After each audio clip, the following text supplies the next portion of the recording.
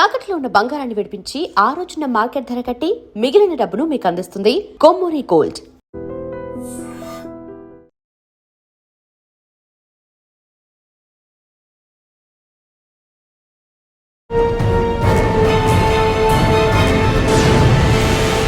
ఈ డిపార్ట్మెంట్లోకి by chance by choice? By choice. నేను యాక్చువల్గా ఒక సంవత్సర కాలం టీచర్గా పనిచేస్తూ పోలీసుగా. సుల్తానాబాద్లో మీకు వచ్చిన ఛాలెంజ్ ఏముందండి? ఎక్స్ట్రీమిజం అప్పుడు ఉంది. 92 అది 92లో అక్కడ ఉన్నప్పుడు ఒక దళ సభ్యుని వైఫ్ని క్యాచ్ చేసి ప్లేన్ ఏరియా కదా అని చెప్పి వాళ్ళు ట్రావెలింగ్కి వచ్చి బస్ స్టాండ్లో దిగారు. మొత్తం ఓపెన్గా చెప్పేసింది అపార్ట్మెంట్ ఏపీటీలు ఎక్కడున్నాయి. మంచి సంఘటన చెప్పండి. మానాల గుట్టల దగ్గర మావోయిస్టు మానాలకు ఇటు కతలాపూర్కు మధ్యలో ఒక 50 కిలోమీటర్స్ దూరంలో ఎక్కడ మొత్తం ఫారెస్ట్ ఉంటుంది, ఎక్కడ వాటర్ డ్రాప్ కూడా దొరుకుతుంది. అక్కడ బోర్వెల్ దగ్గర వాటర్ పట్టుకుపోయిండు, మఫ్టీలో ఉన్నాడు, కొత్తవాడని చెప్పి ఒక వేగ ఇన్ఫర్మేషన్ వచ్చింది. దళం డెఫినెట్గా ఉంటుంది, 2-3 క్యాన్లు తీసుకుపోయిందని తెలుసు.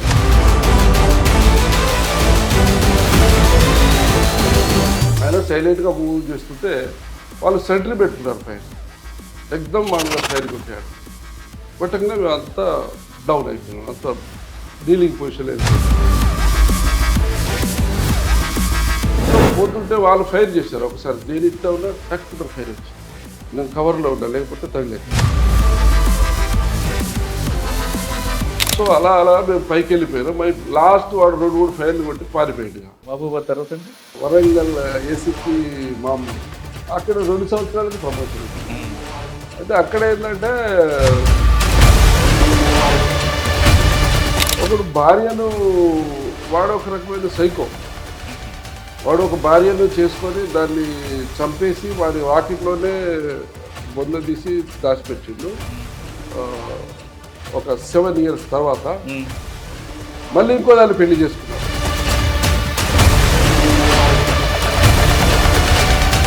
రెండో ఆమె చనిపోయేంత వరకు మొదటి ఆమె చంపిన విషయం బయట తెలియదు. అంటే వీడు సైకో కాబట్టి చుట్టుపక్కల ఎవరు వీడి దగ్గరికి రావడం, వీళ్ళతో మాట్లాడితే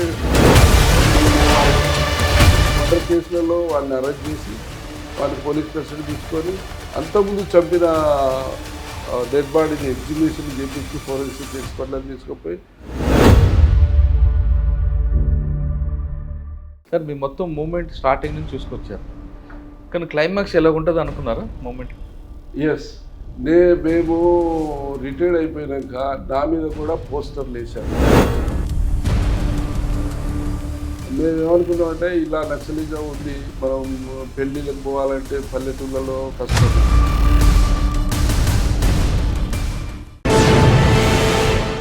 వెల్కమ్ టు క్రైమ్ డైరీస్.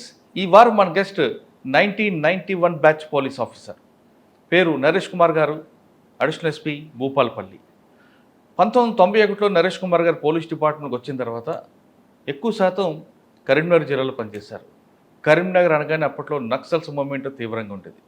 అక్కడ ఆయన పనిచేసిన తర్వాత అక్కడ ఎలాంటి వర్క్ చేశారు, అప్పుడు నక్సల్స్ మూవ్మెంట్ ఏ విధంగా ఉండేది అనే విషయంతో పాటు తర్వాత ఇన్స్పెక్టర్గా అయ్యి తర్వాత ప్రస్తుతం డిఎస్పీ అయిన తర్వాత present additional SP, SI to additional SP మధ్యన ఆయన జర్నీ ఎలా కొనసాగింది, ఆయన ఈ టైంలో ఎదుర్కొన్న సవాళ్ళు ఏంటి అనే విషయాన్ని నరేష్ కుమార్ గారు తెలుసుకుంది. సార్ నమస్తే అండి. నమస్కారం సార్.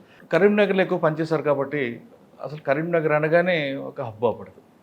ఆ మూమెంట్లో మీరు పనిచేసిన ఏరియాలో కోరట్లు అవ్వచ్చు, జగిత్యాల ఈ ప్రాంతంలో మీరు ఎదుర్కొన్న సవాలు ఎలాగుండేది, అసలు నక్సల్స్ మూవ్మెంట్ ఎందుకు పుట్టింది, ఆ మూవ్మెంట్ని డౌన్ అవ్వడానికి కారణం ఏంటి, కేవలం ఎక్స్చేంజ్ ఆఫ్ ఫైర్లతోనే కంట్రోల్ చేశారా, సరెండర్ పాలసీ ఇంప్లిమెంట్ చేశారా, మీరు ఎదుర్కొన్న నక్సల్స్ మూవ్మెంట్ ఎలాగుండేది, అప్పుడు ఎన్ని ఎక్స్చేంజ్ ఆఫ్ ఫైర్లు అయ్యాయి, మీకు అక్కడ గ్యాలరీ అవార్డు కూడా వచ్చినట్లుంది కాబట్టి దాన్ని ఎలా కంట్రోల్ చేశారు, తర్వాత అక్కడ నుంచి ఇన్స్పెక్టర్గా వచ్చిన తర్వాత ఎక్కడ పనిచేశారు, డిఎస్పీగా ఎక్కడ పనిచేశారు, ప్రస్తుతం అడిషనల్ ఎస్పీ భూపాలపల్లి అనగానే గతంలో కూడా మూవ్మెంట్ ఉండేది, ప్రస్తుతం నక్సల్ మూవ్మెంట్ లేదు, కానీ ఇక్కడ అటువంటి స్మెల్ ఏమైనా వస్తే దాన్ని ఎలాగ మనం వెనక్కి తీసుకెళ్ళచ్చు, ఇవన్నీ ప్రశ్నలు సమాధానం చెప్పే ముందు నరేష్ కుమార్ గారు ఈ డిపార్ట్మెంట్లోకి బై ఛాన్సా బై చాయిస్?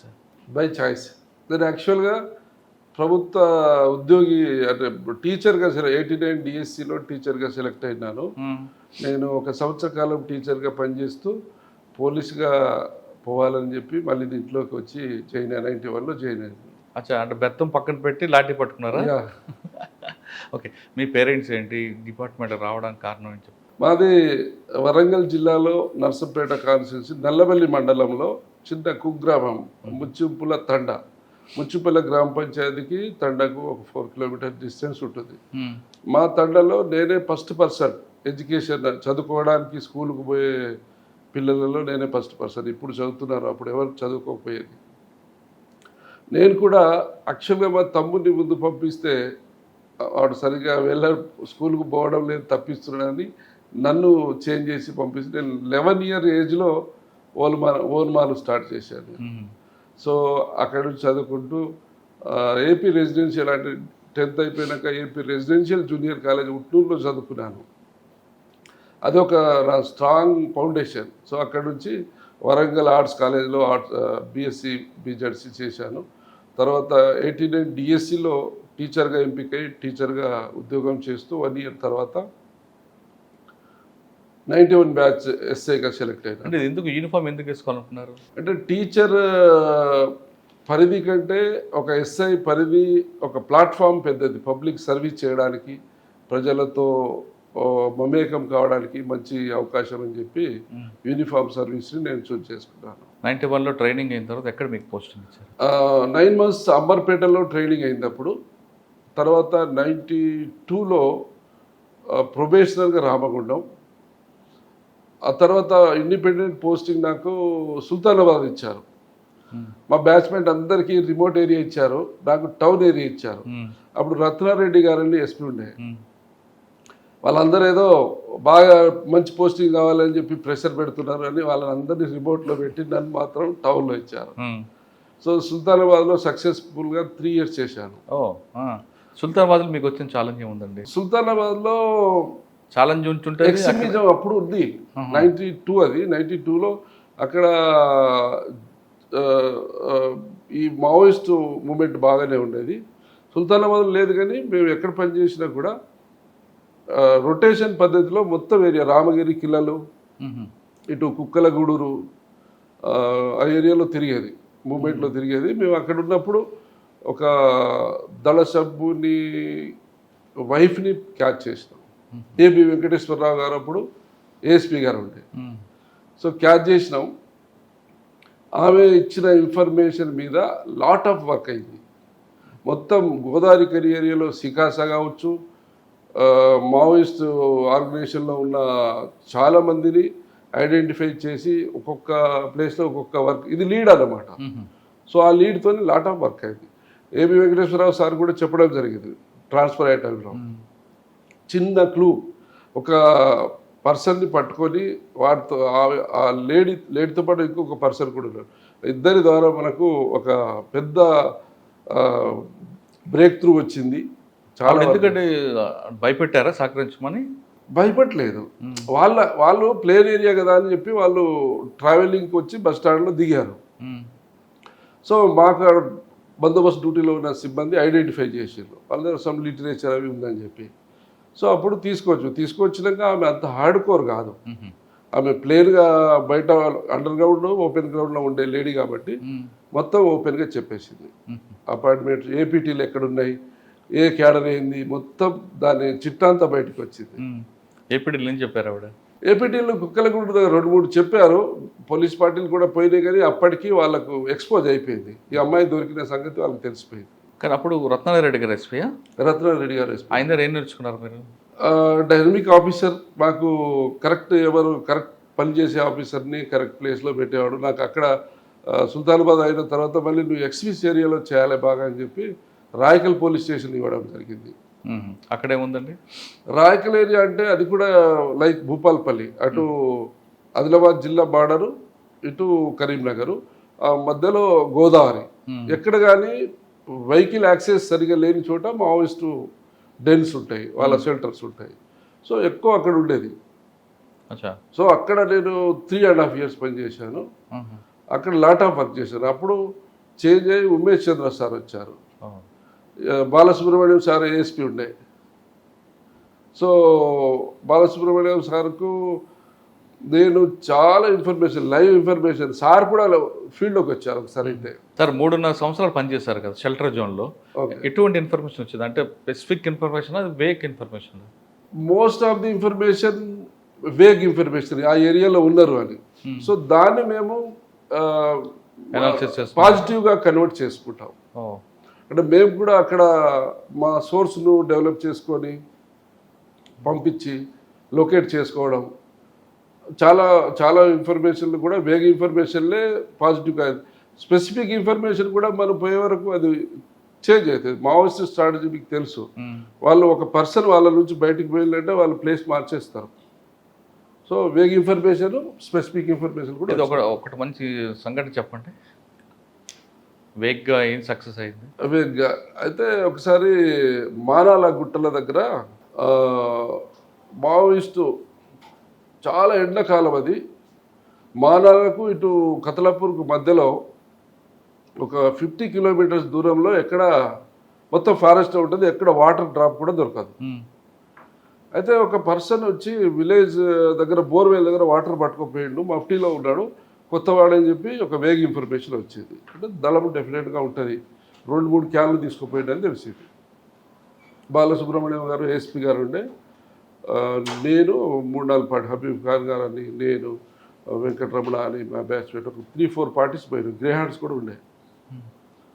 మేము ఇలా వాటర్ పాయింట్స్, సోర్స్ పాయింట్లో ఉండే అవకాశం ఉంటుందని చూసుకుంటూ పోతున్నాం. అయితే వాటర్ వాగు ఉంటుంది కదా, నాలాలో వాళ్ళు దాదాపు 6-7 ఫీట్స్ తోడారు. ఎక్కడైతే డ్రై అయిపోయిందో అక్కడ లోతు ఇసుక అంతా తీసేసి అక్కడ నుంచి ఫిల్టర్ చేసుకుంటూ వాటర్ పడుతున్నారు. సో నేను గ్రే హ్యాండ్స్ పార్టీ లీడ్ చేస్తున్నాను. మాకు బాగా సౌండ్ వస్తుంది, లేపురా లేపురా లేపురా అంటే మేము అనుకున్నాం ఏదో ఎడ్ల బండిలో కర్ర తీసుకుపోయేటప్పుడు ఎక్కేటప్పుడు కొంచెం ఎడ్లు ఎక్కకపోతే సౌటింగ్ చేస్తారు కదా, అట్లా అనుకున్నాం. ఆయన సైలెంట్గా మూవ్ చేస్తుంటే వాళ్ళు సెంట్రీ పెట్టుకున్నారు పైన, ఎక్దమ్ మా మీద ఫైర్ కొట్టాడు. కొట్టగానే మేము అంతా డౌన్ అయిపోయినాం, అంతా డీలింగ్ పొజిషన్లో వెళ్ళిపోయినాం. చూసుకొని అబ్జర్వ్ చేసినాం. చేస్తే అక్కడ నుంచి సౌండ్ వచ్చి, ఎక్కడి నుంచి అయితే ఫైర్ వచ్చిందో అక్కడికి కవర్ తీసుకుంటూ ముందుకు అడ్వాన్స్ అయినాం. ఇంకా వాళ్ళు ఏం చేశారు, ఫైర్ కొట్టుకుంటూ పైకి వెళ్ళిపోతారు, క్యాన్లు గిన్నె అన్నీ పడేసి వెళ్ళిపోతున్నారు. సో మేము అక్కడికి వెళ్ళి చూస్తే పెద్ద గొయ్యి తీసి ఉన్నది, బావి తీసినట్టుగా ఉంది. 50 క్యాన్స్ ఉన్నాయి, పెద్ద పెద్దవి, 20 litres 30 litres. So huge cadre ఉంటుంది ఇక్కడ, 200-300 మంది ఉంటారు. పిఎల్జేలో ఫస్ట్ ఫైరింగ్ అది. సో మనం పోవాలి. సో వాళ్ళు గుట్ట మీద ఉన్నారు, డౌన్లో ఉన్నాం. వాళ్ళు అడ్వాంటేజ్ తీసుకొని మనల్ని కొడతారు. ఎవరు పోయినా కూడా మనము గుంపులు ఉన్నది స్కాటర్ అయ్యి కవర్ తీసుకోండి, బండలు ఉంటాయి గుట్టల మీద, కవర్ తీసుకొని స్లోగా పోవాలి. అందరూ ఒకేసారి రీచ్ కావాలి. ఫైర్ చేసుకుంటూ పైన అబ్జర్వ్ చేసుకుంటూ ఎక్కాలని చెప్పిన. తొందరపడవద్దు, ఏమైనా అవసరం ఉంటే ఆగండి, మీరు రెస్ట్ తీసుకొని పోదాం. అది 300 ట్రిగర్ హైట్ ఉండే. టైం ఎంత అయింది? ఎప్పుడు? మార్నింగ్ 11 అవుతుంది, 10-11 మాత్రం. సో పోతుంటే వాళ్ళు ఫైర్ చేశారు. ఒకసారి నేను ఇట్లా ఉన్నా, టక్ నాకు ఫైర్ వచ్చింది. నేను కవర్లో ఉన్నా, లేకపోతే తగిలేదు. మళ్ళీ అబ్జర్వ్ చేసి ఇలా స్పెషల్ పార్టీ పిల్లలు, శంకర్ అని ఒక 2-3 యాక్టివ్ ఉండే, వాళ్ళు రైట్ సైడ్ నుంచి పైకి ఎక్కేస్తున్నారు, పైకి లెఫ్ట్ నుంచి. సో అలా మేము పైకి వెళ్ళిపోయినాం. లాస్ట్ వాడు 2-3 ఫైర్లు కొట్టి పారిపోయాడు. అంటే వాడు సెంట్రీ అన్నమాట, మనల్ని ముందుకు రాకుండా ఆపడానికి ట్రై చేస్తున్నాడు. వాళ్ళని కవర్ చేసుకుంటూ మేము పైకి ఎక్కే వరకు ఒక 300-400 గజాల దూరంలో ఫారెస్ట్ మొత్తం పారిపోతున్నారు, గుంపు పారిపోతున్నారు. మేము చేంజ్ చేసినాం. సో చేంజ్ చేస్తుంటే నా దగ్గర సెట్ ఉంది, సెట్లో చెప్పేసాం ఎదురుగా 2 పార్టీలు ఉన్నాయి. సో పార్టీలకు ఇట్లా ఎక్స్చేంజ్ ఆఫ్ ఫైర్ అయింది, వాళ్ళు పరిగెత్తి వస్తున్నారు. మేము హిల్ ఎక్కే వరకే మాకు లేట్ అయింది, సో మీరు కవర్ చేయండి అన్నారు. వాళ్ళు ఏం అనుకున్నారంటే కొంచెం కన్ఫ్యూజన్ అయింది. వాళ్ళు చూశారు, వీళ్ళు జగ్గిర్ ప్యాచ్ వేసుకొని ఉన్నారు, నక్సలైట్లు కూడా. సో మనోలే అనుకొని వాళ్ళు లేదు, వెళ్ళిపోయింది. సెట్లో చెప్పినా కూడా కన్ఫ్యూజన్ అయిపోయింది. తర్వాత మళ్ళీ బ్యాక్ వచ్చినాం. చూస్తే అక్కడ ఒక ట్రాక్టర్ లోడు రేషన్ ఉంది, తుపాకులు ఉన్నాయి, రేషన్ ఉంది, ట్రాక్టర్ లోడ్. ట్రాక్టర్ లోడ్ ఉంది, వంట చేసి పెట్టారు, ఒక పెద్ద పెళ్లి వంటకాల్లాగా చేసి పెట్టారు. 300 మంది పైన ఉన్నారు అక్కడ. ఇమీడియట్లీ బేస్ క్యాంప్కి గ్రేహాండ్స్ చెప్తే అప్పుడు రత్నారెడ్డి సార్ గ్రేహాండ్స్ ఐజీనా అడిషనల్ డీజీలో, ఇంకో దుర్గా ప్రసాద్ సార్ వీళ్ళందరూ హెలికాప్టర్ తీసుకొని అక్కడికి వచ్చారు. చూసి మొత్తం వీడియోగ్రాఫింగ్ చేసి మన పిఎల్జే మీద ఫస్ట్ ఫైరింగ్ ఇది ఎట్లా జరిగింది అని చెప్పి డీబ్రీఫింగ్ చేశారు. చెప్పిన ఇదంతా కరెక్ట్గా మీరు కరెక్ట్ డిసిషన్ తీసుకోకపోతే మనకు నష్టమయ్యేది. వాళ్ళు టాప్లో ఉన్నారు, వాళ్ళు అడ్వాంటేజ్ పొజిషన్లో ఉన్నారు. మీరు గ్రౌండ్లో నుంచి పైకి వచ్చినప్పుడు మీరు ఆ ప్రికాషన్ తీసుకోవడం మంచిగా అయిపోయింది, లేకపోతే మనకు క్యాజువాలిటీ అయ్యేది. సరే వాళ్ళు దొరకకపోతే పర్వాలేదు, కానీ మన వాళ్ళు సేఫ్గా ఉన్నారని చెప్పి అప్రిషియేట్ చేసినాం. ఒక చిన్న వేక్ ఇన్ఫర్మేషన్ సక్సెస్ అయింది, కానీ కరెక్ట్ స్పెసిఫిక్ ఇన్ఫర్మేషన్ వెళ్ళిన తర్వాత ఫెయిల్ అయిన ఉన్నాయా? స్పెసిఫిక్ కూడా మిస్ అయినవి ఉన్నాయి. అంటే మనకి ఇన్ఫర్మేషన్ రాగానే వాళ్ళు కొన్ని చోట్ల వాళ్ళు నమ్మరు, ఆ ఏరియా నమ్మరు, ఎవడో ఒకటి చెప్పేస్తారు వచ్చే అవకాశం ఉందని చెప్పి నమ్మరు. సార్ కొంతమంది వాళ్ళు అప్పట్లో మిమ్మల్ని ఇబ్బంది పెట్టడానికి, మిమ్మల్ని అటెన్షన్ డైవర్ట్ చేయడానికి వాళ్ళే కావాలని వేక్ ఇన్ఫర్మేషన్ పంపిస్తుంటారు అంబుష్లో పడడానికి. ఇన్ఫర్మేట్లను మేము బాగా స్టడీ చేస్తాం.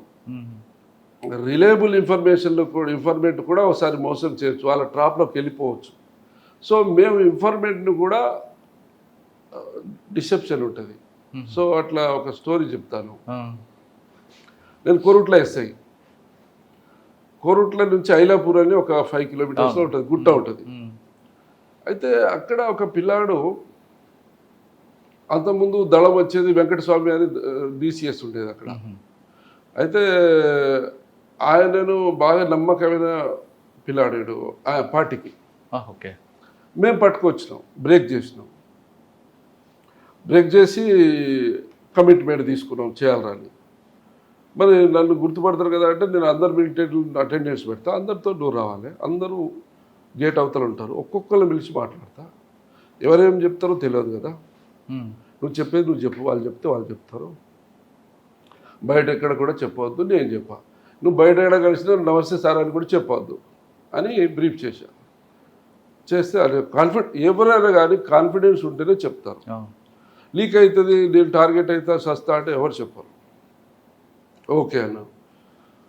సో ఫైన్ డే వీడి దగ్గరికి వచ్చి సైకిల్ అడిగి, యాక్షన్ టీమ్ కమాండర్లు ఇద్దరు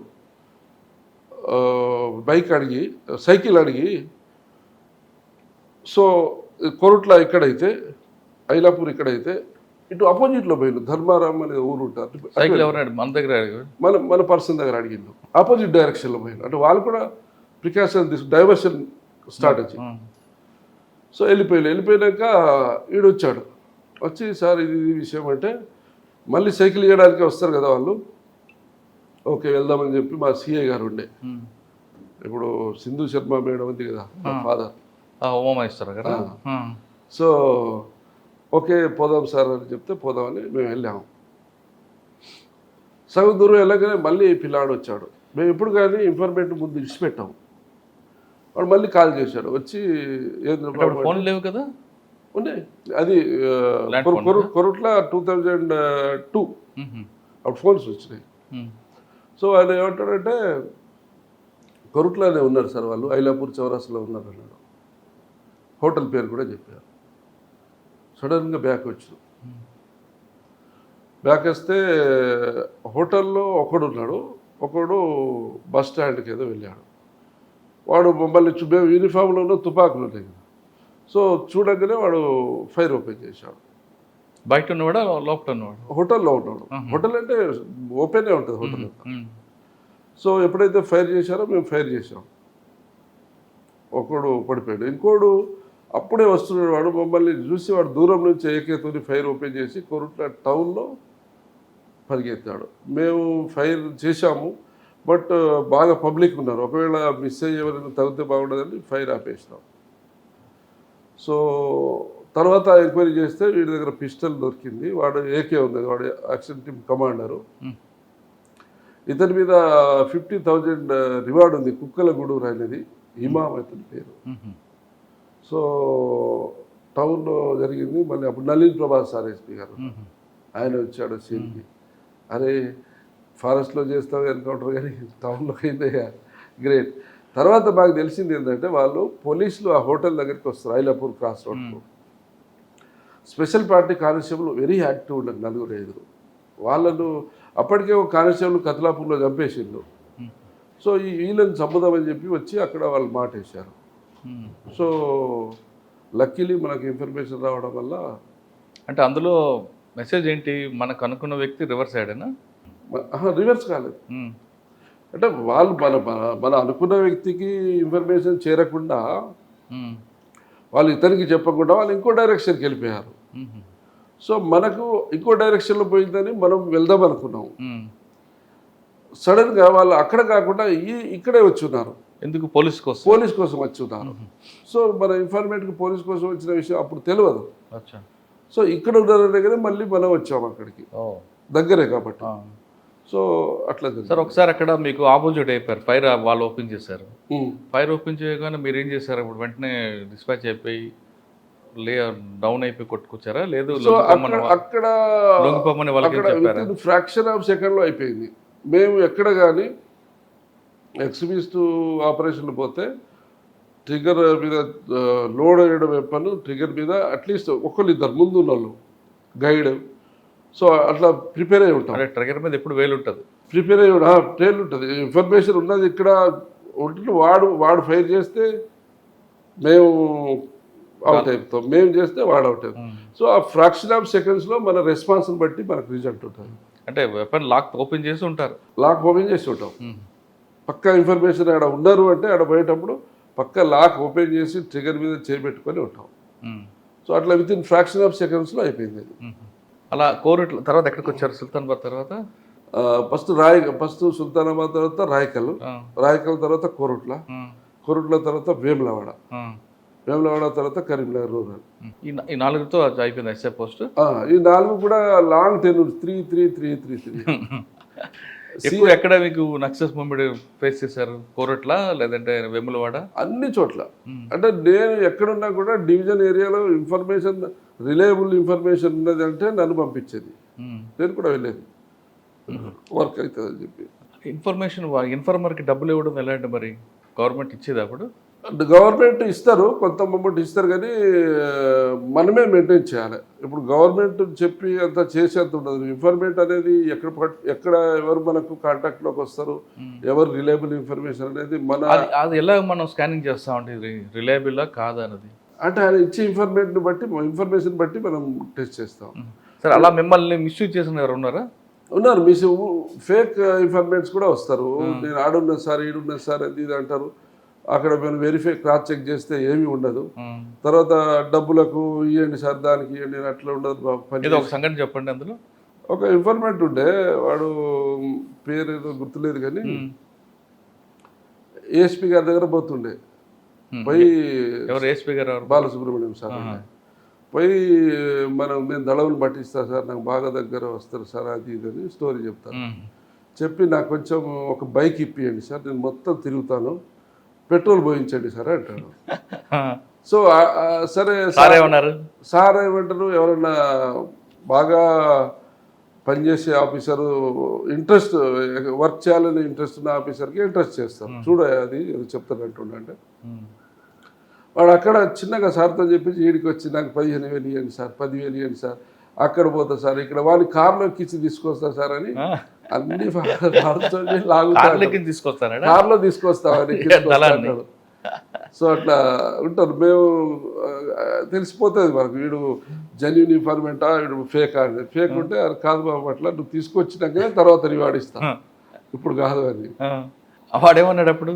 కార్లో తీసుకొస్తాను, డబ్బులు ఇవ్వలేదు మీరు? ఇవ్వలేదు. 1-2 సార్లు చిన్నగా ఇచ్చినావు, మోటార్ సైకిల్ ఇచ్చుడు, పెట్రోల్ పోయించుడు, ఖర్చులకు ఇచ్చుడు. సో వర్క్ ఏమి ఉండదు. ఆయన చెప్పిన ఇన్ఫర్మేషన్ ఏది కూడా రిజల్ట్ ఓరియంటెడ్ కాదు. ఊరికే పైసల కోసం ఇట్లా పాకులాడుతున్నారు చెప్పి సార్ కూడా చెప్పేసినాం. సార్ ఏమన్నారు అప్పుడు? సార్ నా దగ్గరే కాదు, ఆఫీసర్ దగ్గర పోతుండు, మళ్ళీ ఇంకో ఆఫీసర్కి వేరే, ఇక్కడ ఈ అకౌంట్ వేరే, అక్కడ అకౌంట్ వేరే, అక్కడ వేరే వాళ్ళకి వేరే స్టోరీ చెప్తాడు. చాలా దగ్గర రాని ఎక్కడ బయట అట్లుంటాయి. ఇక కొంతమంది అలవాటు పడిపోతారు. ఇనిషియల్గా మంచి ఇన్ఫర్మేటివ్ ఉండవచ్చు. ఒక మంచి ఇన్ఫర్మేషన్ ఇచ్చి సక్సెస్ అని చెప్పండి ఒకటి. మంచి ఇన్ఫర్మేషన్ సక్సెస్ కాలేదు కానీ నా గ్యాలంటరీ అవార్డు వచ్చింది చెప్పండి. నేను వేములవాడలో చేస్తున్నాను. వేములవాడ 2001 నుంచి 2006 వరకు వేములవాడ చేశాను. 5 years చేశారు. 2006 కాదు, 2001 నుంచి 6లో ప్రమోషన్ వచ్చింది. 3.5 years, ఆల్మోస్ట్ 4 years చేశాను అక్కడ. రవి ప్రకాష్ అని డిఎస్పీ గారు ఉండే, ఇప్పుడు ఆంధ్రాలో ఉన్నాడు. ఐజీపీఎల్ ప్రొవిజనింగ్ అండ్ లాజిస్టిక్ ఉన్నాడు. అయితే ఎలక్షన్ ముందు నాకు కరీంనగర్ రూరల్ ఇస్తే ఎలక్షన్ వరకు ఇక్కడ ఉండాలి అని చెప్పి డిఎస్పీ గారు ఆపేశారు. ఎస్పీ గారితో చెప్పి, ఎస్పీ గారు కూడా నువ్వు నీకు మంచి పోస్టింగ్ ఇస్తా అంటున్నావు కదా, తర్వాత ఎలక్షన్ ఫ్రీగా కావాలంటే నీ సర్వీసెస్ అవసరం ఉంటాయి ఉండు అంటే సరే సరే అన్నా. అయితే సనుగుల అనే ఉంటుంది ఏదండి, సనుగుల ఉంది, రుద్రాంగి సనుగుల. ఇప్పుడు మన మానాలకు కింద ఉంటుంది, ఇక ఒకటే బెల్ట్ అంతా కంచుకుంట. సనుగుల తండ అనేది ఉంటుంది ఒకటి. ఆ తండకు చుట్టూ గుట్టలు ఉంటాయి, చిన్న దారి ఉంటుంది పోవడానికి, ఇటు ఒక దారి అటు ఒక దారి. సో మాకు ఇన్ఫర్మేషన్ ఉంటే నైట్ పార్టీస్ పంపించిండు. మేము ఫారెస్ట్లో అంబుజ్ చేసినాం. మధుసూదన్ రెడ్డి సార్ ఏమో ఓఎస్డీ ఉండే, ప్రవీణ్ కుమార్ సార్ ఏమో ఎస్పీ ఉండే. అటు నిజామాబాద్ వైపు ఎవరున్నారు అప్పుడు? నిజామాబాద్ ఆనంద్ గారు, ఆనంద్ సార్ ఉన్నారు అప్పుడు. ఆనంద్ సార్ ఉన్నట్లేదు. సో మేము ఏం చేసినాం, మానాల ఫుట్ హిల్స్ కింద అంబుజ్ చేసుకొని మార్నింగ్ రిజల్ట్ ఏం లేదు, ఇక మళ్ళీ రిట్రీట్ అవుతున్నాం. ఈ సనుముల తండకు ఫస్ట్ రావాలి. సనుముల తండకు రాగానే ఆ కొసకు ఒక 4-5 కూర్చొని ఉన్నారు, సివిల్ డ్రెస్లో కూర్చొని ఉన్నారు. మమ్మల్ని చూసి వాళ్ళు పరిగెత్తున్నారు. పరిగెత్తుంటే వీళ్ళు ఎవరో పరిగెత్తున్నారు అని చెప్పి, అంటే తండకు అటుపక్కన గుట్ట ఇటుపక్కన గుట్ట ఉంది. ఇటు నుంచి మేము వస్తుంటే వాళ్ళని చేంజ్ చేస్తే అవతల గుట్టలకు వెళ్ళిపోతారు వాళ్ళు. అయితే అక్కడ లోకల్ వాళ్ళని అడిగిన, వాళ్ళు ఎవరు వల్ల ఏంటంటే ఎవరు సార్ అని చెప్పి వాళ్ళు తండ వాళ్ళు. సో నేను మాట్లాడితే వాళ్ళే సార్ అని చెప్పారు. సో చేంజ్ చేస్తుంటే మాకు అందరంత దూరం ఉంది. మేము కనీసం 200-300 గజాల్లో చేంజ్ చేయాలంటే వాళ్ళకి ముందు గుట్ట వచ్చేస్తుంది. మళ్ళీ వాళ్ళు గుట్టలు పడితే ఇక దొరకరు. తండ వరకు పరిగెత్తాం. తర్వాత ఏం చేసినా, ఒక మంచి కానిస్టేబుల్ని మేము ఎప్పుడు పోయినా ఫీల్డ్లో AK-47 క్యారీ చేస్తాం. సో నేను AK పట్టుకున్నాను, వారికి ఒక AK ఉంది. సో వాళ్ళను ఆ గుట్ట మీద నాకు బాగా అవగాహన ఉంది, చుట్టూ దారులు ఎట్టున్నాయి, ఎట్లా పోవచ్చు అని. సో మేము ఇలా వస్తున్నాం, వాళ్ళు ఇలా పరిగెత్తి తండ దాటిపోతున్నారు. వాళ్ళు తండాలోకి వచ్చినాక ఒక బైక్ దొరికింది. అక్కడ జనరల్ మోటార్ సైకిల్ ఉండవు కానీ సమ్ RMP డాక్టర్ ఎవరో బైక్ తెచ్చి పెట్టింది.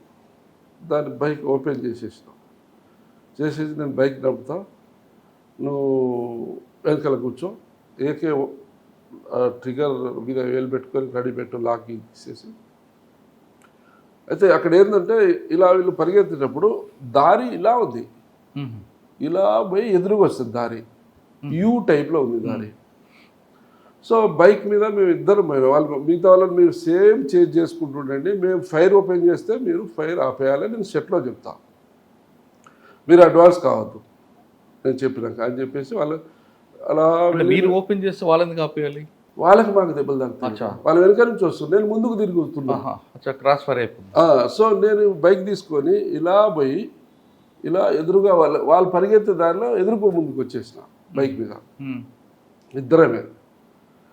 సో వాళ్ళు వెనకకు చూసుకుంటూ ముందుకు పరిగెత్తున్నారు, వెనకకు చూసుకుంటూ ముందుకు పరిగెత్తున్నారు. ఆల్మోస్ట్ గుట్టలో చేరిళ్ళు, ఆ గుట్టలోనే దారి ఉంది. సడన్గా మమ్మల్ని చూసి మా మీద ఫైర్ ఓపెన్ చేసి 4 members. మేము ఏం చేసినాం, ఇమ్మీడియట్లీ ముందే చెప్పినాం, ఎక్కడ ఏం చెట్టు మొదలు కనిపించినా రాయి కనిపించినా అక్కడ మనం లేయింగ్ పొజిషన్ తీసుకొని ఫైర్ చేయాలి అని చెప్పిన కానిస్టేబుల్కి.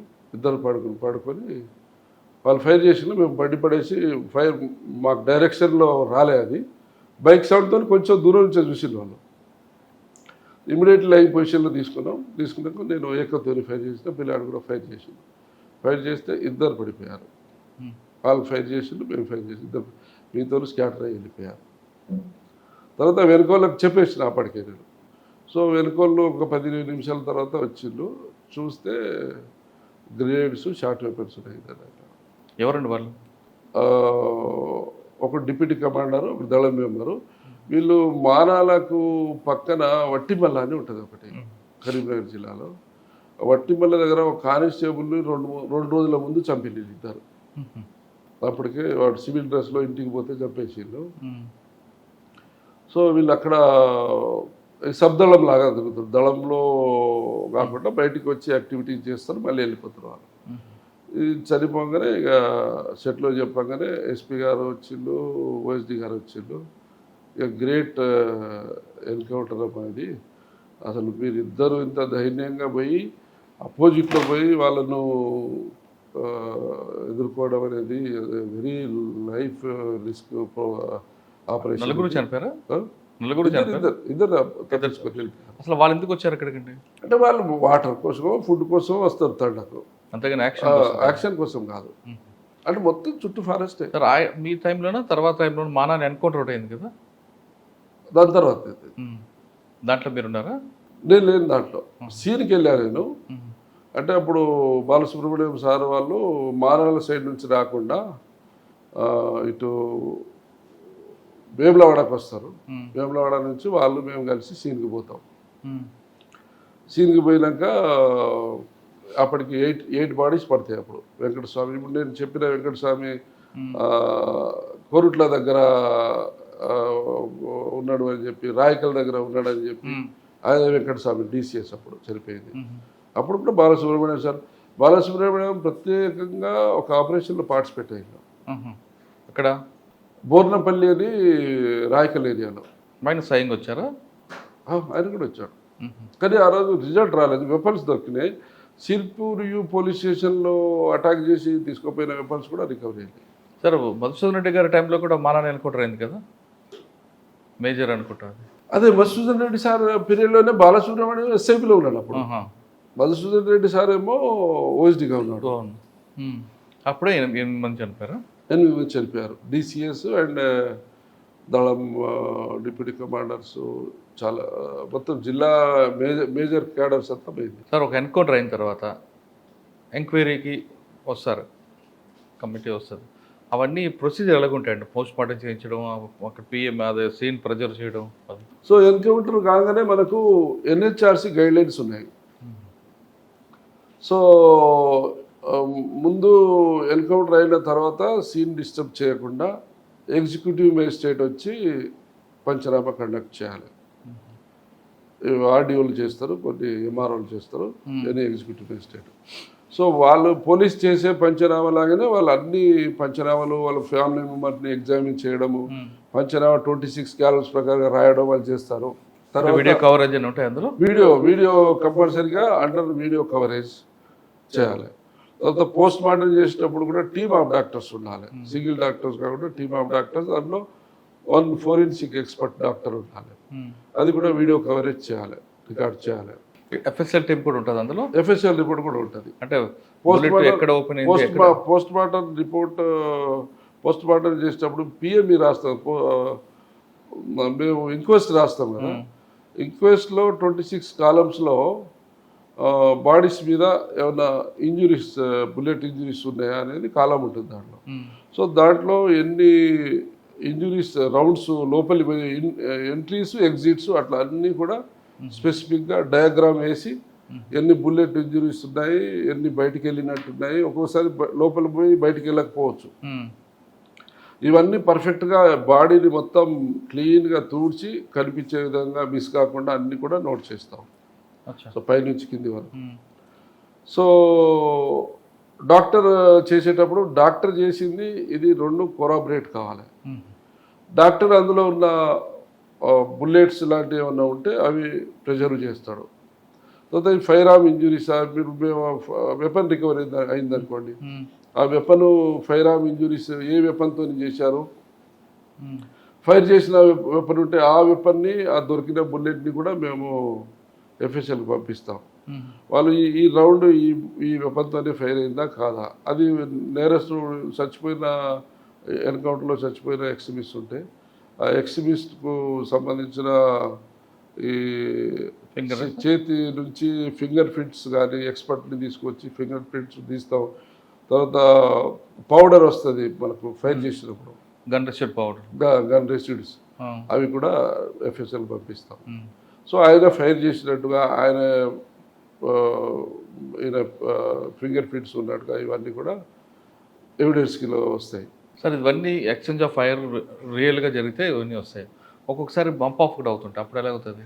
బంప్ ఆఫ్ ఎందుకు చేస్తాం, చేయము కదా.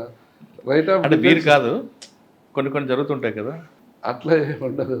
మరి సాధారణంగా ఎక్స్చేంజ్ ఆఫ్ ఫైర్ అయిన తర్వాత కొంతమంది ఆఫీసర్లు మీరు మిమ్మల్ని కోడ్ చేయట్లేదు, సీన్ అంతా ప్రెజర్ అయిపోయి ప్యాచప్ లేరు ఉంటే అయిపోయిన తర్వాతే మీడియాకి అలౌ చేస్తుంటారు. ఎందుకు ప్యాచప్ చేస్తారు? ఎందుకు ప్యాచప్ కాదు, అది డిస్టర్బెన్స్ కాకుండా ముందు ప్రొటెక్ట్ చేయాలి. ముందు ఎగ్జిక్యూటివ్ మేజిస్ట్రేట్ వచ్చి సీను వీడియోగ్రాఫింగ్ చేసి వాళ్ళంతా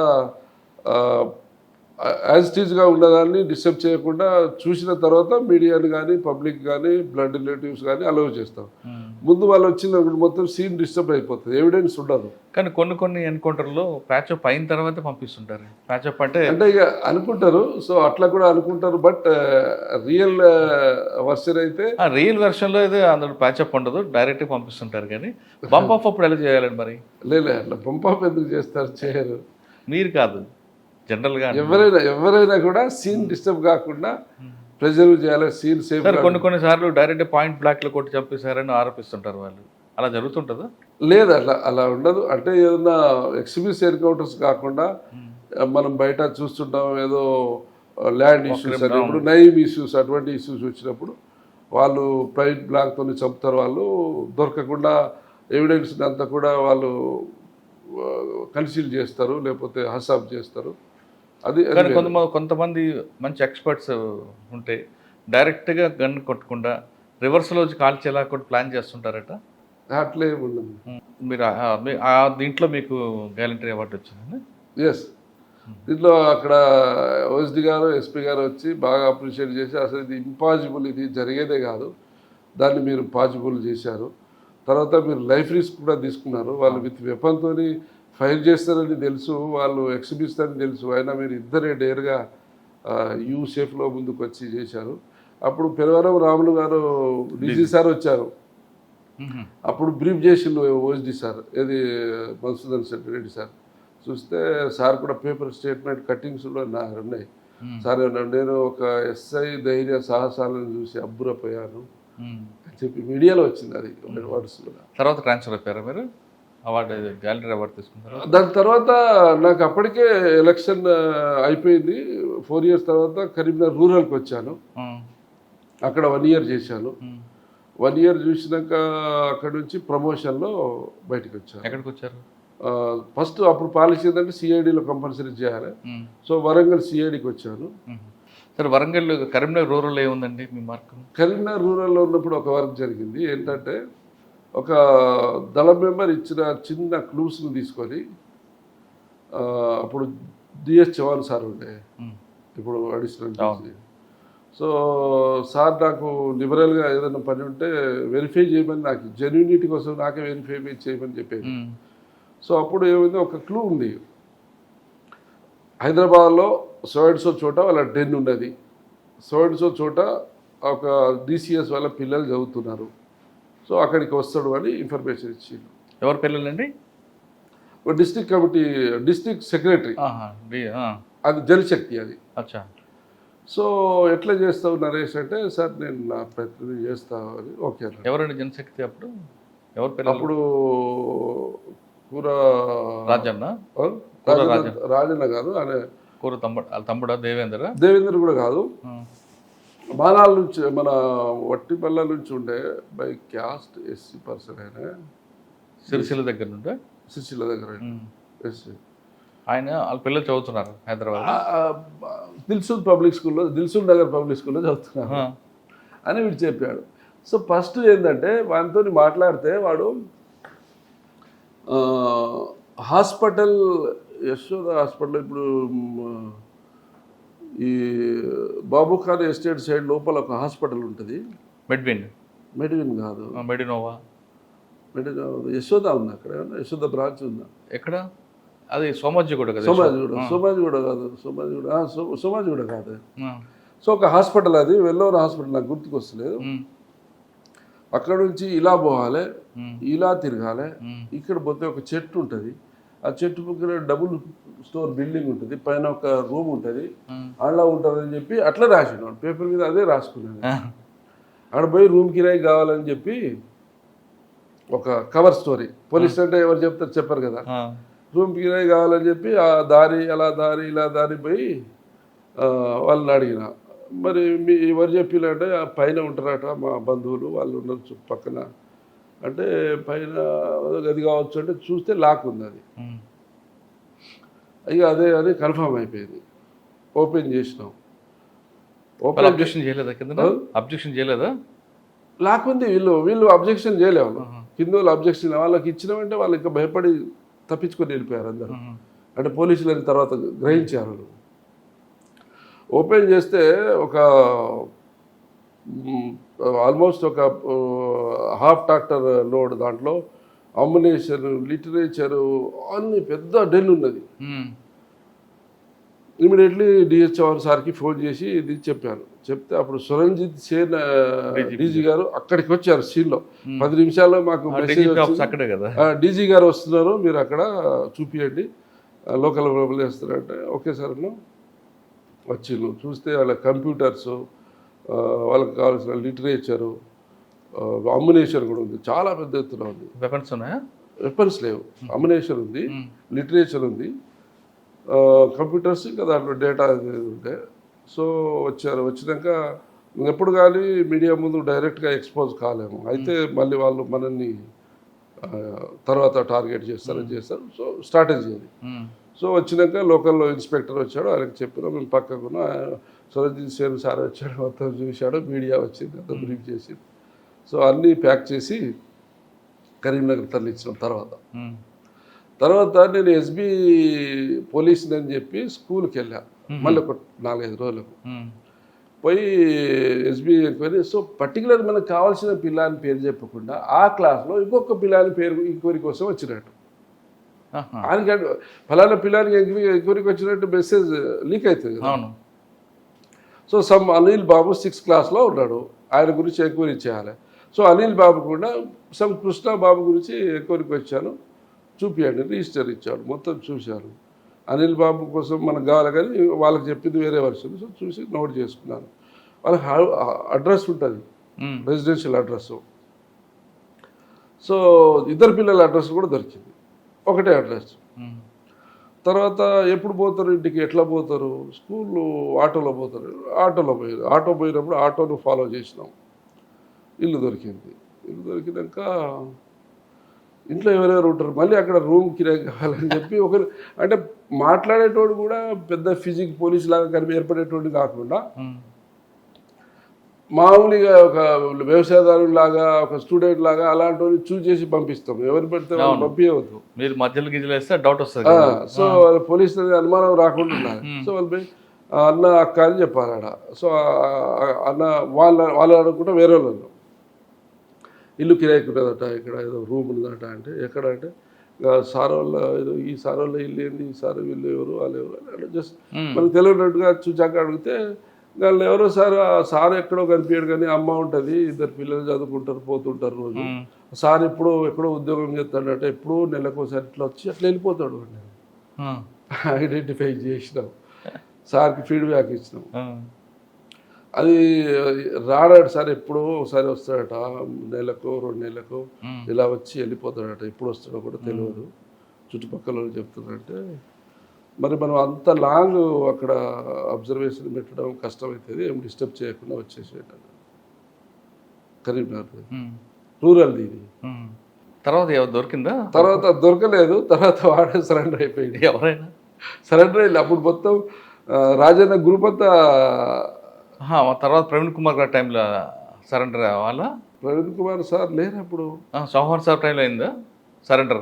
తర్వాత చౌహాన్ సార్ తర్వాత ఎవరో వచ్చారు మళ్ళీ. ఎవరు ఉండి ఆయన జనశక్తికి? ఏది డిసిఎస్ డిసిఎస్ అని సాగర్ కరెక్ట్ ఆహా సాగర్. అచ్చా అచ్చా. సార్ ఇటు పీపుల్స్ వారు చూసారు, ఇటు జనశక్తి చూసారు మీరు? జనశక్తి చూశాను, ఇక్కడ జనరక్షణ సమితి కూడా చూశాను. అదేంటి? ఏది సుల్తానాబాద్లో ఆహా. అక్కడే ఉండేది. అచ్చా. ఆయన సికాసలో పనిచేసి అక్కడ ఏదో సమ్ గ్యాప్ వస్తే ఈయన సపరేట్ వచ్చేసి జనరక్షణ సమితి అని పెట్టుకున్నాడు. ఆయన కూడా ఒకప్పుడు టెర్రర్గా ఉండే అక్కడ. సార్ పీపుల్స్ వారు, జనరక్షణ సమితి, జనశక్తి 3 చూసారు కదా. ఈ మూడిట్లో సిద్ధాంతపరంగా ఇంకా నేను కరీంనగర్ ఖమ్మం పోయిన తర్వాత టేకులపల్లి సిఐ, కొత్తగూడెం సిఐగా చేసినప్పుడు పీపీజీ చూసాము, ఎన్డీ చూసాము. పీపీజీలో 2 ఫ్రాక్షన్స్ ఉంటాయి, అవి చూసాము, అన్ని చూసాము. దాదాపు 5 చూసారు కదా. అది చూసాము. ఈ 5ట్లో సిద్ధాంతపరంగా పోరాటం చేసేది ఆర్గనైజేషన్ ఏదండి? వైలెన్స్ కోసమే చేసేది ఆర్గనైజేషన్? ఓ సిద్ధాంతపరంగా చూస్తే అన్నింటిలో మావోయిస్ట్ కొంత సిద్ధాంతం ఉంది. పీపుల్స్ వారు పీపుల్స్ వారు ఇక మిగతా అన్ని వాళ్ళ సొంత ఎజెండాలు, అంత పాలసీ ఏం లేదు. సార్ మీరు ఆర్గనైజేషన్ అంతా పనిచేశారు కదా, కరీంనగర్లో ఎక్స్చేంజ్ ఆఫ్ ఫైర్లు ఇవన్నీ చేశారు. కానీ చనిపోతున్న వ్యక్తి ఆయన కూడా మన దేశ పౌరుడే అని ఎప్పుడైనా అనిపించిందా? అయ్యో పాపం అని. మేము మొదట్లో జాయిన్ అయినప్పుడు అనిపించేది, కానీ వాళ్ళ వైలెన్స్ యాక్టివిటీసు, మా పోలీసు వాళ్ళు చంపేయడం, దారుణంగా ట్రావెలింగ్ చేస్తున్న వాళ్ళని బస్సులో పట్టుకొని చంపడం, బ్లాస్టింగ్ చేసి చంపడం, ఇటువంటివి చూసినప్పుడు అది సహజంగా ఎవరికైనా ఎమోషన్ వస్తుంది. అన్యాయంగా చెప్తున్నారు కాబట్టి మనం కూడా టిట్ ఫర్ టాట్ అలాంటిది కూడా మన పౌరులు, మనకు అన్నదమ్ములట, మన పౌరులే కానీ ఒక చీడ పురుగు ఉన్నప్పుడు దాన్ని చేనులో ఒక చీడ పురుగు ఉన్నప్పుడు దాన్ని ఏరి పడకపోతే సరెండర్ పాలసీస్ ఉన్నాయి. వాళ్ళు మా మీదకి ఎప్పుడైతే వైలెంట్గా యాక్షన్కి వస్తారో మేము రిటాలియేషన్ ఇవ్వాల్సిందే, మా ఎగ్జిస్టెన్స్ కోసం, ఆత్మరక్షణ చేయాల్సిందే. కానీ వాళ్ళ ఆయుధాలు పక్కన పెట్టి ఉంటే మేము కూడా పెడతాం. వాళ్ళు హ్యాండ్స్ రైజ్ చేసి సరెండర్ అవుతామంటే మేము వెల్కమ్ అంటాం. అలాంటి సంఘటనలు జరిగాయి. వెల్కమ్ అంటాం. సరెండర్ అయినా మీలాగా మంచి కుర్చీ మీద కూర్చోబెట్టి టీ తాగిచ్చి భోజనాలు పెట్టి సకల మర్యాదలు ఇస్తున్నాం సరెండర్ అయిన. అప్పుడు మీకు అటువంటి సీన్లో హ్యాండ్స్ అప్ అంటే వచ్చేవారు ఉన్నారు, సంఘటన జరిగిందా? అంటే నా దగ్గర జరగలే కానీ మా టీంలలో జరిగినాయి కొన్ని. మా పోలీస్ ఆపరేషన్స్లో పోయినప్పుడు కొంతమంది ఎన్కౌంటర్లో చనిపోయారు, కొంతమంది లేడీస్ అలాంటి వాళ్ళు మేము సరెండర్ అయిపోతాం సార్ అని చెప్తే ఓకే అని కస్టడీలో తీసుకునేది. కానీ కొంతమంది లాల్ సలాం అంటూ కూడా లాస్ట్లో చనిపోతారట కదండి. అంటే వెరీ కమిటెడ్ క్యాడర్ ఉంటుంది కదా, వాళ్ళు లాల్ సలాం అంటారు, లాస్ట్ వరకు అదే లాస్ట్ బ్రీత్ వరకు అదే అంటారు వాళ్ళు. అటువంటి సంఘటన మీకు ఎదురయ్యాను? మీకు కానీ మీ తెలిసిన వాళ్ళకి కొన్ని సందర్భాలలో లాస్ట్ చనిపోయినప్పుడు కూడా లాల్ సలాం అని చెప్పి అన్న సందర్భాలు నేను పార్టిసిపేట్ అయిన ఎన్కౌంటర్లో ఎక్కడ నాకు ఎదురుపడలే. కానీ వేరే వాళ్ళ ఎన్కౌంటర్ గ్రేహాండ్స్తో మేము ఎక్కడ పోయినా కూడా గ్రేహాండ్స్ని మేము అంటే ఆపరేషనల్ స్ట్రాటజీస్ మంచి ఇన్ఫర్మేషన్ ఉన్నది అంటే వేగ్ ఇన్ఫర్మేషన్ కావచ్చు, జనరల్ ఇన్ఫర్మేషన్ కావచ్చు, స్పెసిఫిక్ కావచ్చు, అటువంటిప్పుడు మేము గ్రేహాండ్స్ పిలిపించుకుంటాం. సో అటువంటి ఆపరేషన్స్లో కొంతమంది సరెండర్ అయిపోతారు, కొంతమంది కమిటెడ్ క్యాడర్ వాళ్ళు అరెస్ట్ చేసినా కూడా నన్ను చంపండి సార్, నన్ను చంపండి, నన్ను ఎందుకు తీసుకోపోతాను అని అట్లా మాట్లాడే వాళ్ళు కూడా ఉంటారు. అటువంటిప్పుడు వాళ్ళకి మీరు బ్రెయిన్ వాష్ చేస్తారా? చంపడం కాదరా నువ్వు సొసైటీ, అది చాలా టైంకి మారుతారు వాళ్ళు, ఒక 2 నిమిషాల్లో మారారు, అట్లనే ఉంటారు. ఇప్పుడు మొన్న మీరు సరెండర్ అయినప్పుడు చూడండి, మేము సరెండర్ కాలేదు, మాకు అరెస్ట్ చేసిండు అది ఇది అన్నారు. అంటే వాళ్ళు ఒకప్పుడు ఉన్న పంతా నుంచి ఇక్కడ వరకు వచ్చారు కదా, అంటే చేంజ్ మెంటల్ స్టేటస్ అనేది చేంజ్ అవుతుంది కదా, కానీ క్రమేపీ మారుతారు. మేము పట్టుకున్నప్పుడు వాళ్ళు ఏమీ చెప్పారు, పార్టీ గురించి ఏం తెలియదు, మమ్మల్ని పార్టీలో దిప్పిళ్ళు, ఏ ఊరు తెలియదు, ఎక్కడ పోయింది తెలియదు, ఆ అడవులలో దిప్పిళ్ళు వచ్చినామంటారు. వాళ్ళ పేరు అంటే ఎవరి పేరు తెలియదు, మల్లయ్య పుల్లయ్య ఏదో వేగ్గా చెప్తారు వాళ్ళు.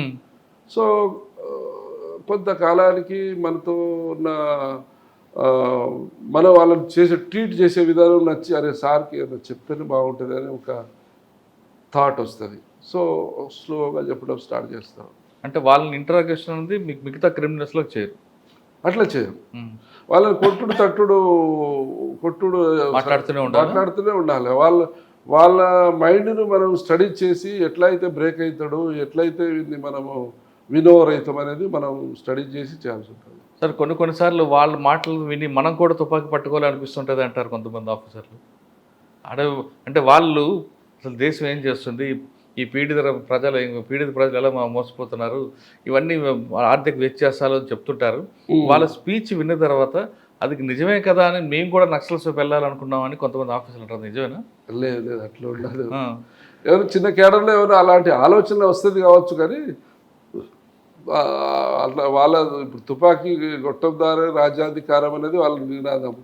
అది వచ్చేది కాదు. ఈ ప్రజాస్వామ్యంలో అన్ని దేశాల్లో చూస్తున్నాం మనం. ఎక్కడ వాళ్ళ చైనా, మనము చుట్టుపక్కల దేశాల్లో వాళ్ళ పార్టీ రష్యా, అక్కడ చూసినా కూడా ఎక్కడ తుపాకీ గొట్టం ద్వారా రాజ్యాధికారం రాదు. ప్రజాస్వామ్య పరంగానే ఏదన్నా వస్తుంది. కాబట్టి మన వాళ్ళు ఇప్పుడు అక్కడ ఉన్నప్పుడు మాట్లాడేది, ఇప్పుడు వాళ్ళు వచ్చినప్పుడు వాళ్ళు ఏం చెప్తున్నారు, వాళ్ళు మేము అనుకున్న సిద్ధాంతం అనేది కరెక్ట్ కాదని వాళ్ళే ఒప్పుకుంటున్నారు కదా. అంటే అప్పుడున్న పరిస్థితులు వేరు, ఇప్పుడున్న పరిస్థితులు, సమాజంలో మార్పులు వచ్చి వాళ్ళు గుర్తించలేదు. ఇంకా వాళ్ళు ఇన్ని సంవత్సరాలు పోరాడింది వాళ్ళ రక్షణకు, వాళ్ళు ఎట్లా మేము పోలీసులకు దొరకకుండా ఉండాలి, ఎట్లా మా ఎగ్జిస్టెన్స్ అనే దానికే ఎక్కువ శ్రమ, ఖర్చులు. ప్రజలకు చేయడానికి వాళ్ళకు అవకాశం లేదు. ప్రజాస్వామ్యంలో ప్రభుత్వాలు చేస్తున్నప్పుడు వాళ్ళ దగ్గర రాజ్యం మీద యుద్ధం చేయడం అంటే సామాన్యం కాదు కదా, జరిగేది కాదు అది. సార్ ఇంకా మనం కరీంనగర్ తర్వాత సిఐడికి వచ్చారు. సిఐడి తర్వాత ఎక్కడికి వచ్చారు? సిఐడి తర్వాత మళ్ళీ డిఎస్ చవాన్ సారు ఖమ్మం ఎస్పీకి వచ్చారు. అక్కడ చిన్న ముదిగొండ ఎదురు కాల్పులు జరిగి అప్పుడు మీనా సాబ్ ట్రాన్స్ఫర్ అయ్యిందో చవాన్ సార్ని అక్కడ తీసుకొచ్చి పెట్టారు. సారు నేను సిఐడిలో ఉంటే నరేష్ వచ్చే అన్నాడు. ఓకే సార్ వస్తా అని చెప్పి రిపాట్రియేషన్ చేసుకొని మళ్ళీ అక్కడికి వెళ్ళాను. సార్ ముదిగొండ కాల్పులకి మీరు లేకపోయినా తర్వాత మీకు ఫ్యాక్ట్ తెలిసి ఉంటుంది కదా, అసలు ఏం జరిగిందండి అక్కడ? బస్సు మీద ఫైరింగ్ చేయడం అదేనా? కొంచెం అగ్రెసివ్ మాబ్, అది అగ్రెసివ్ మాబ్ కంట్రోల్ కాక పోలీసుల మీద స్టోన్స్ పెయింటింగ్ అది చేస్తే ఫైరింగ్ అయింది. సో ఎప్పుడు మీరు తెలుసు ఖమ్మం కిల్లా అనేది ఈ లెఫ్ట్ పార్టీ చాలా బలంగా ఉంటాయి, కమ్యూనిస్టుల కిల్లా కదా, కమ్యూనిస్టుల కిల్లా. సో దానివల్ల జరిగింది. దాని తర్వాత మీకు తెలిసిన చాలా అది జ్యుడిషియల్ ఎంక్వైరీ కూడా జరిగింది దాంట్లో. అక్కడ ఏం చేశారు మీరు? సార్ రమ్మంటే వెళ్ళి నేను టేకులపల్లి సీఏగా వెళ్ళాను. టేకులపల్లి అప్పుడు పూర్ణచంద్రరావు సార్ ఏమో ఐజీ గారు ఉండే, చవాన్ సార్ అక్కడ ఉండే. ముందు ఖమ్మం టౌన్ ఇస్తామన్నారు. దాని తర్వాత లేలే బాగా ఎక్స్పీరియన్స్ వర్క్ చేస్తారు, నువ్వు టౌన్లో ఏమి ఇస్తావు ఆయనకు, టేకులపల్లి ఇస్తే మంచి వర్క్ అవుతుంది కదా అంటే ఓకే సార్ టేకులపల్లి చేశాను. టేకులపల్లిలో గుండాల, ఆళ్ళపల్లి, మళ్ళీ ఆపరేషనల్ అన్నీ అప్పుడు ఓఎస్డి సాబ్ షాహనవాజ్ కాసిం సార్ ఉండే, క్రాంతి రాణాట సార్ ఉండే. సో అక్కడ ఆపరేషనల్స్ అన్నీ నేనే చూసేది. అంటే వాళ్ళ డైరెక్షన్ ఇచ్చి అవసరం ఉంటే పార్టీలు డిస్పాచ్ చేయి, బ్రీఫింగ్ చేయంటే చేసేది. సార్ టేకులపల్లికి దాటిన తర్వాత ఒకవైపు ఛత్తీస్గఢ్, ఒకవైపు ఏఓబి, ఆ రెండిట్లో కూడా బాగా ఎఫెక్ట్ ఉండేది అప్పుడు. కుంట అటువైపు నుంచి రావడం అంటే టేకులపల్లి వెళ్ళందు కొత్తగూడెం మధ్యలో ఉంటుంది. కానీ ఇప్పుడు గోదావరి అవతల ఇప్పుడు కుంట మీరు చెప్పిన ఆ ఏరియాలో కూడా నేను చాలా వెళ్ళాను. ఏంటంటే మనకు ఇండియా పాకిస్తాన్ లాగా అవుతుంది అక్కడ, క్రాస్ బార్డర్ ఎనిమి. వాడు పాకిస్తాన్ వాడు వచ్చి ఇక్కడ ఏదో వైలెన్స్ యాక్టివిటీ చేసి వెళ్ళిపోతారు కదా దొంగచాటుగా. ఇక్కడ ఛత్తీస్గఢ్ నుంచి ఇక్కడికి రాత్రిపూట వస్తారు, ఒక 20-30 కిలోమీటర్లో వచ్చి ఎవరినో చంపేయడం, ఏదో ప్రోక్లైన్ కాల పెడతాడు, బస్సు తగలబెడతాడు, రోడ్ పేల్చేస్తాడు, మళ్ళీ వెళ్ళిపోతారు. సో అవతల వాళ్ళకు స్ట్రాంగ్ బేస్ ఉంది అక్కడ. అప్పుడు బెటాలియన్స్ అవి అన్నీ బార్డర్లో ఉండేది. బార్డర్లో మన తెలంగాణ బార్డర్ అవతల ఒక 20-30 కిలోమీటర్ల వరకు తెలంగాణ పోలీసులకు భయపడి దానికి అవతల ఉంటారు వాళ్ళు. రాత్రిపూట వస్తారు, రాత్రిపూట నడుస్తారు కదా, క్రాస్ కంట్రీ వచ్చేస్తారు. 20-30 కిలోమీటర్లు వచ్చి తెల్లారకల్లా ఏదో ఇన్సిడెంట్ చేసి మళ్ళీ వెళ్ళిపోతారు. మరి వాళ్ళని పట్టుకోవాలా అంటే ఇప్పుడు మావోయిస్టు స్ట్రాటజీ మీకు తెలుసు కదా, వాళ్ళు మనకు ఎప్పుడైతే పీపుల్స్ వార్ నుంచి మావోయిస్ట్గా అవతరించిందో వాళ్ళు ఒక రెడ్ కారిడార్ ఎప్పుడైతే ఏర్పాటు చేసుకున్నారో మన క్యాడర్ అందరూ ఛత్తీస్గఢ్, ఒరిస్సా వివిధ రాష్ట్రాలకు వెళ్ళిపోయారు. ఇక్కడ గ్రేహాండ్స్ బలమైన పోలీసు నెట్వర్క్ ఉండేసరికి ఇక్కడ వాళ్ళకు కంఫర్ట్ లేదు. ఇక్కడ ఉండాలంటే దినగండము రోజు గండం ఎక్కడ పోలీసులు వస్తారో ఎక్కడి నుంచి ఆపరేషన్ స్టార్ట్ అవుతారో భయానికి వాళ్ళు అక్కడ కంఫర్ట్గా ఉంది వాళ్ళకు. నెలల తరబడి క్యాంపులు వేసుకొని కబడ్డీ ఆడుకుంటూ వాలీబాల్ ఆడుకుంటూ గడిపిన రోజులు ఉన్నాయి అక్కడ. సో మన పోలీసు కూడా అక్కడ మొదట్లో పోవడానికి జంకేది, అవతల బటాలియన్స్ ఉండేది, 1000 మంది వచ్చేది ఒకసారి. తర్వాత అక్కడ పోలీసు ఏం చేసింది, మన గ్రేహాండ్స్ మన ఎస్ఐబితో టైప్ అయిపోయి మొత్తం మనది కూడా నేషనల్ నెట్వర్క్ అయిపోయింది.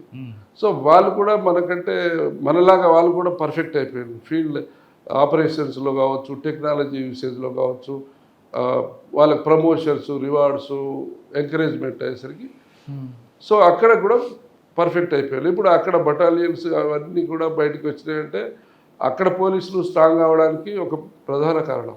మన దగ్గర నుంచి అక్కడికి వెళ్ళిపోయారు. అక్కడ వాళ్ళు ఎప్పుడైతే వీక్ ఉన్నారో అక్కడ బాగానే సస్టైన్ అయిండు. ఇప్పుడు వాళ్ళు స్ట్రాంగ్ అయ్యారు, వాళ్ళు స్ట్రాంగ్ అయిపోయి ఎక్కడ బేస్ లేదు కదా. సో ఇప్పుడు వచ్చేసింది. అప్పుడు ఆ ప్రాబ్లం ఎలా ఫేస్ చేసేవారు మీరు?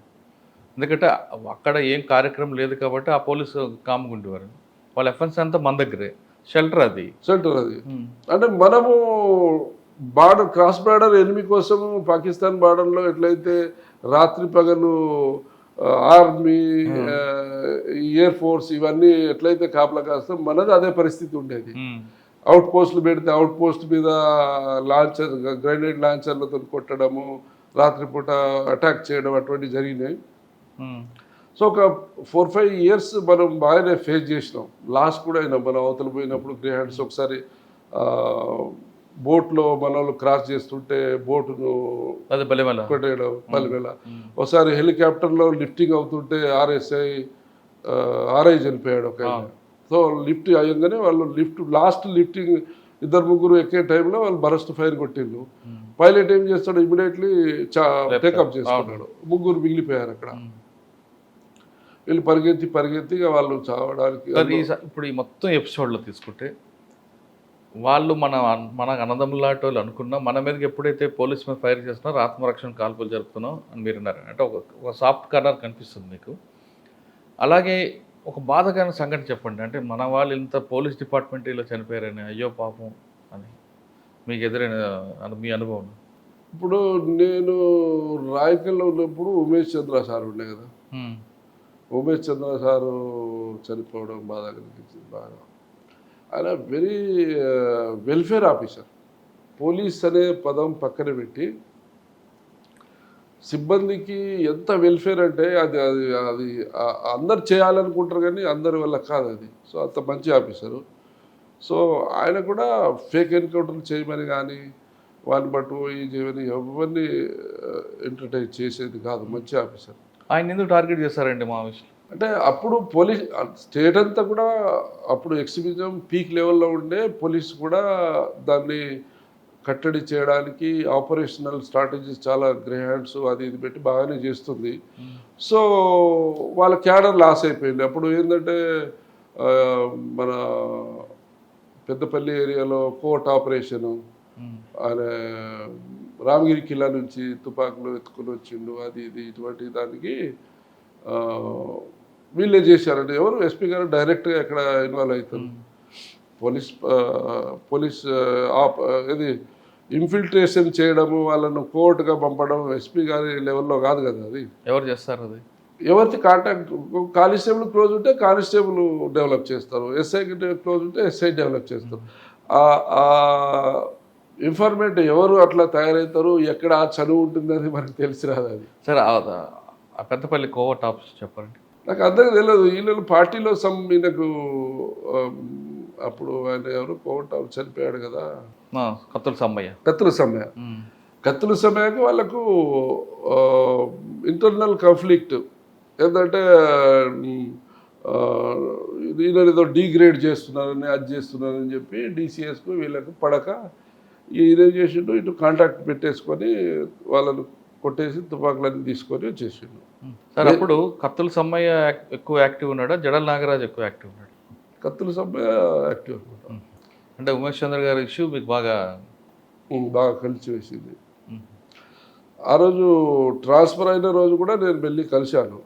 ఆయన వెళ్ళిపోయినప్పుడు అందరూ గండం చేసినట్లున్నారు కదా. అది మితిమీరిన అభిమానము ఆయనకు నష్టం కలిగించింది. నేను రిలీవ్ అవుతున్నా, మీరు ఎందుకు మీరు ఇష్యూ చేయకండి మీరు అని చెప్పి సార్ ప్రత్యక్షంగా చెప్పిండు. ఇక కిడ్నీ స్టాప్ ఏంటంటే మితిమీరిన అభిమానం, ఇట్లా చేస్తే ఆగుతుందేమో, క్యాన్సిల్ అవుతుందేమో, అది ఇది అని చెప్పి వీళ్ళంతా పనికి వాళ్ళ పనులు చేసేదాన్ని.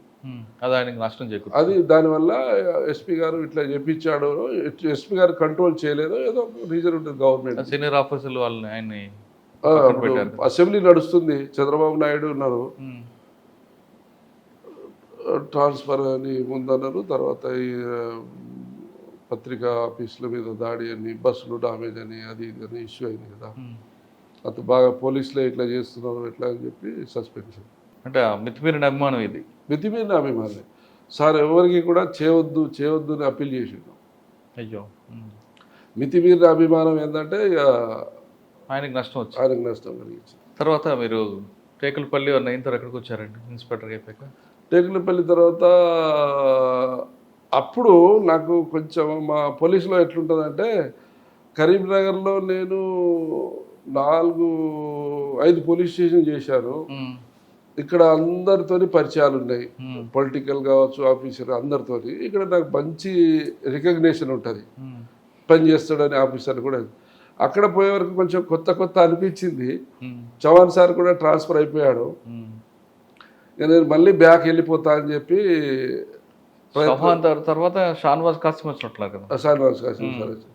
సో మళ్ళీ బ్యాక్ వెళ్ళిపోతా అని కదా ఎంఎం భగవత్ సార్ వచ్చారు. అయితే మళ్ళీ బ్యాక్ వెళ్ళిపోతా అని చెప్పాను. చెప్తే కాంతిరాణ సార్ వచ్చారు నెక్స్ట్. సో కాంతిరాణ సార్ పిలిచి నరేష్ వెళ్ళిపోతానంటున్నావు అంటే, అదే అక్కడే చేశా సార్, నా సర్వీస్ అంతా అక్కడే పోతాను. లేదు నువ్వు ఎక్కడ కావాలో చెప్పు. ఎస్పీ అయ్యండి అప్పటికి, ఓఎస్డీ నుంచి. ఎక్కడ కావాలో చెప్పు అంటే, సరే మీరు ఎక్కడ ఇచ్చినా పర్లేదు సార్, కానీ ఖమ్మం టౌన్లో ఇస్తా, వచ్చి జాయిన్గా 2-3 రోజులు ఆర్డర్ వస్తుంది. సరే అన్న. ఖమ్మం 2 టౌన్లో ఇచ్చాడు ఇన్స్పెక్టర్గా. అది మంచి పోస్టింగ్. సో అక్కడ 2 years చేసిన. 2 years చేసిన తర్వాత మంచి పోస్టింగ్ చెడ్డ పోస్టింగ్ ఏంటో అంటే ఇక అన్ని కంఫర్ట్గా మనకు హాస్పిటల్ ఎడ్యుకేషన్స్, మనం కూడా ఉండడానికి బెస్ట్ ఫెసిలిటీస్ ఉండే ఏరియా. అంటే కొంతమంది మంచి పోస్టింగ్ డబ్బులు వస్తాయి అంటుంటారు. అట్లా కూడా అనుకోవచ్చు, కానీ అట్లా కాదు. అది డిస్ట్రిక్ట్ హెడ్ క్వార్టర్లో చేస్తుంటే ప్రెస్టీజియస్ పోస్ట్. కానీ ఖమ్మం 2 టౌన్లో రౌడీజం బాగానే ఉంటుందండి. అంత చిల్లర రౌడీలు ఉన్నాయి అప్పుడు. ఉంటారు, కోర్టు కాంప్లెక్స్ ఉంటుంది అన్ని. అప్పుడున్న మినిస్టర్ గారు రామరెడ్డి వెంకటరెడ్డి గారు, అప్పుడు బట్టి సార్ చీఫ్ విప్ ఉండే. బట్టి సార్ అక్కడే ఉండేది. మిగతా ఎంపీలు ఎమ్మెల్యేలు అంతా 2 టౌన్ ఏరియాలోనే రెసిడెంట్స్ ఉంటాయి అన్ని. సో అక్కడ 2 years పైన చేశాను ఇన్స్పెక్టర్, 2 years. సో మళ్ళీ కొత్తగూడెం పోయా. అక్కడ నుంచి కొత్తగూడెం వంట చేసేటప్పుడు ఇక్కడ ఖమ్మంలో లాస్ట్ ట్రాన్స్ఫర్ అయ్యే ముందు హరికుమార్ సార్ ఉండే ఎస్పీగా. తర్వాత కొత్తగూడెం పోయిన తర్వాత రంగనాథ్ సార్ వచ్చారు. అక్కడ రౌడీతో కొంచెం ఇష్యూ అయింది. ఏమైంది? 4-5 రౌడీలు ఉంటారు ఈ పాత బస్తీలో. వాళ్ళను కొట్టారు ఒకరోజు బాగా. కొడితే వర్మ వెంకటేశ్వరరావు గారు, ఆయన కొడుకు వాళ్ళు వచ్చి మా గవర్నమెంట్లో మా వాళ్ళని కొడతారా అది ఇది అని చెప్తే, మరి వాళ్ళు ఎవరినో కొట్టిళ్ళు. అక్కడ కొట్టాలంటే పోలీస్ స్టేషన్ మీద వచ్చి కొంచెం గడబడి చేసిండ్రు, రాళ్ళు గిలేసిండ్రు, కేసు రిజిస్టర్ అయింది. వాళ్ళ మీద కూడా కేసు రిజిస్టర్ అయింది, వర్మ మీద, వాళ్ళ కొడుకు మీద, రాఘవ మీద. అయితే రంగనాథ్ సార్ మాట్లాడి ఇక వాళ్ళను, సరే నేను చెప్పినాను, వాళ్ళు మళ్ళీ చేయలేదు, పొరపాటు పొరగాలు చేసినట, లీగల్ యాక్షన్ తీసుకో అది చెప్తే సరే అని అరెస్ట్ చేసినాం. అక్కడ నుంచి ఎలక్షన్ కూడా వచ్చింది. అక్కడ మోర్ దెన్ 3 years పనిచేసిన వాళ్ళు ఆ జిల్లా నుంచి వేరే జిల్లాకి చేరినారు. అప్పుడు మళ్ళీ రంగరాజ్ సారే నీకు జగిత్యాల పొమ్మన్నాడు, ముందు పెట్టుపల్లి పొమ్మన్నాడు. ఓకే సార్ అన్న. అంటే ఎలక్షన్ బిఫోర్ ట్రాన్స్ఫర్ ఎట్లా ఉంటాయంటే only IPS officers, DG sir, range IG గారు, ఎస్పీ గారు కూర్చొని చేస్తారు. సో ఆ రోజు మీటింగ్ అయ్యే రోజే నాకు రాత్రి ఫోన్ చేసిండు సార్. మెట్పల్లి అంటే వాళ్ళు డిస్కషన్ చేస్తున్నారు అప్పుడు, ఏది పోస్టింగ్స్ చేస్తుంటే సార్ ఫోన్ చేసి జగిత్యాల వెళ్ళమంటే ఓకే సార్ అన్నా. జగిత్యాల వెళ్ళాను 14 తెలంగాణ ఫార్మేషన్కి ముందు. సో అక్కడ ఉన్నప్పుడే తెలంగాణ సపరేట్ స్టేట్ అయింది. తర్వాత అక్కడ చేశాక మళ్ళీ అక్కడ నుంచి సడన్గా 1 year తర్వాత అక్కడ ట్రాన్స్ఫర్ అయింది నాకు. అయితే ఖానాపూర్ వెళ్ళా, ఆదిలాబాద్ ఖానాపూర్ వెళ్ళా.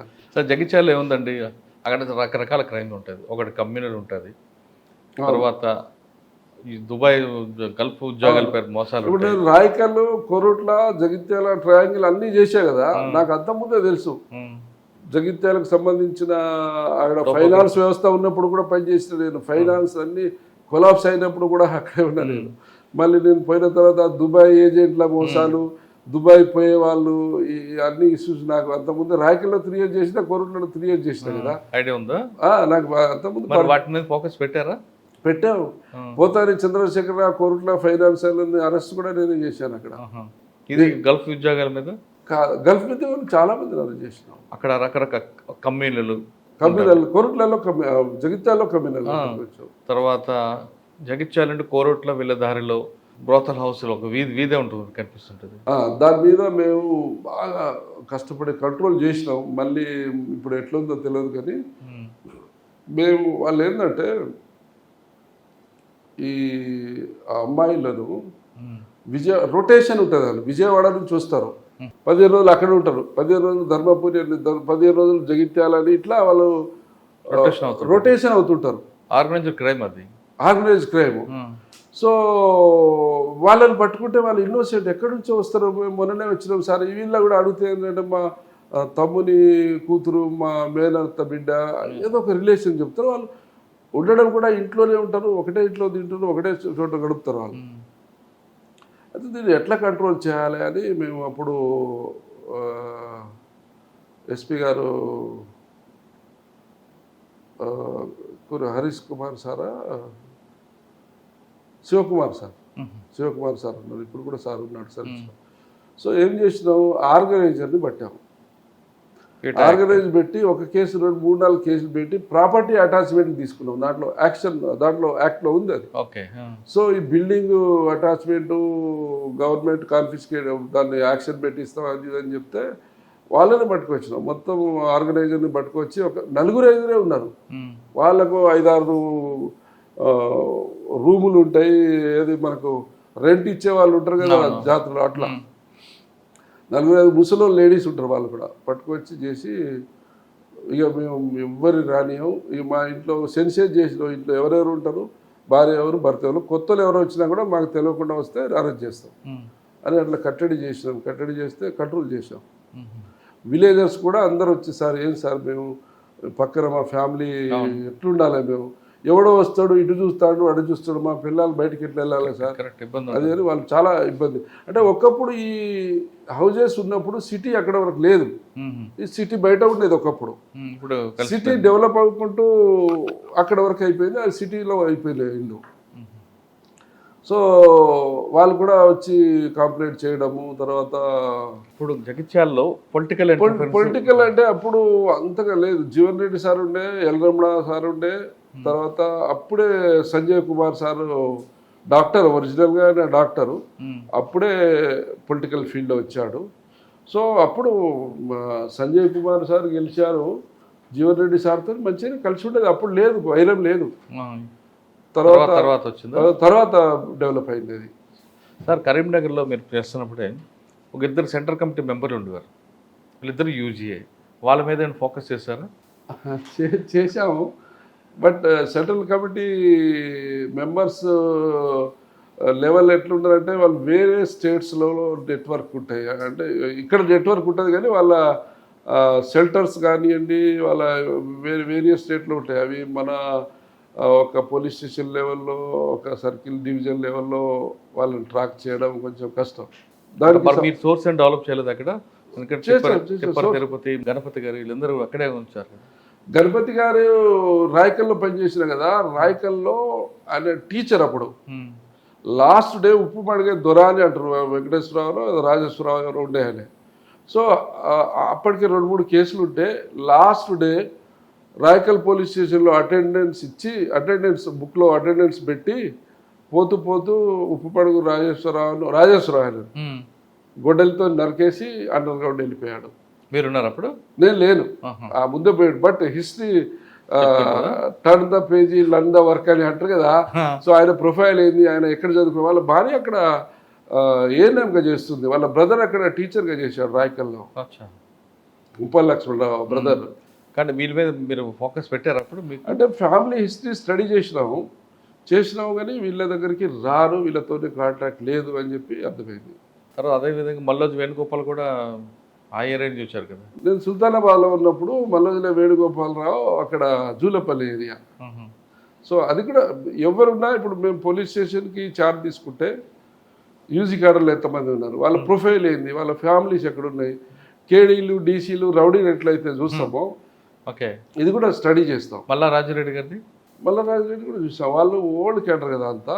ఫ్యామిలీ స్టడీ నాట్ ఓన్లీ మా పోలీస్ స్టేషన్ ఏరియా, జిల్లాలో ఉన్న మెయిన్ క్యాడర్స్ ఎక్కడ ఉన్నారు, వాళ్ళు ఏ కవర్లో ఉన్నారు. మొన్న ఒకైనా కిష్టంపేట అని చెప్పి రాయకల్ ఏరియాలో ఉంటుంది, మొన్న సరెండర్ అయ్యిండు. నేనున్నప్పుడు ఏంటంటే ఆయన కాశీరామ్ అతని పేరు, కాశీరామ్. ఓకే, మొన్న సరెండర్ అయ్యిండు.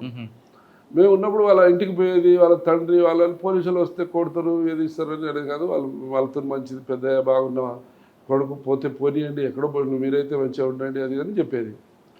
ఒకరోజు ఏమైందంటే ఎప్పుడో ఒక అన్నోన్ పర్సన్ వచ్చి వాళ్ళ మనవరాళ్ళని తీసుకొని వచ్చి ఈయన దగ్గర పెట్టేసి మీ కొడుకు పంపించిండు, వీళ్ళ వెల్ఫేర్ చూసుకోమని చెప్పేసి వెళ్ళిపోయారు. నాకు చెప్పిండు. పోతే మాట్లాడిన పిల్లలతో మాట్లాడితే హిందీ మాట్లాడుతున్నాం ఇద్దరు.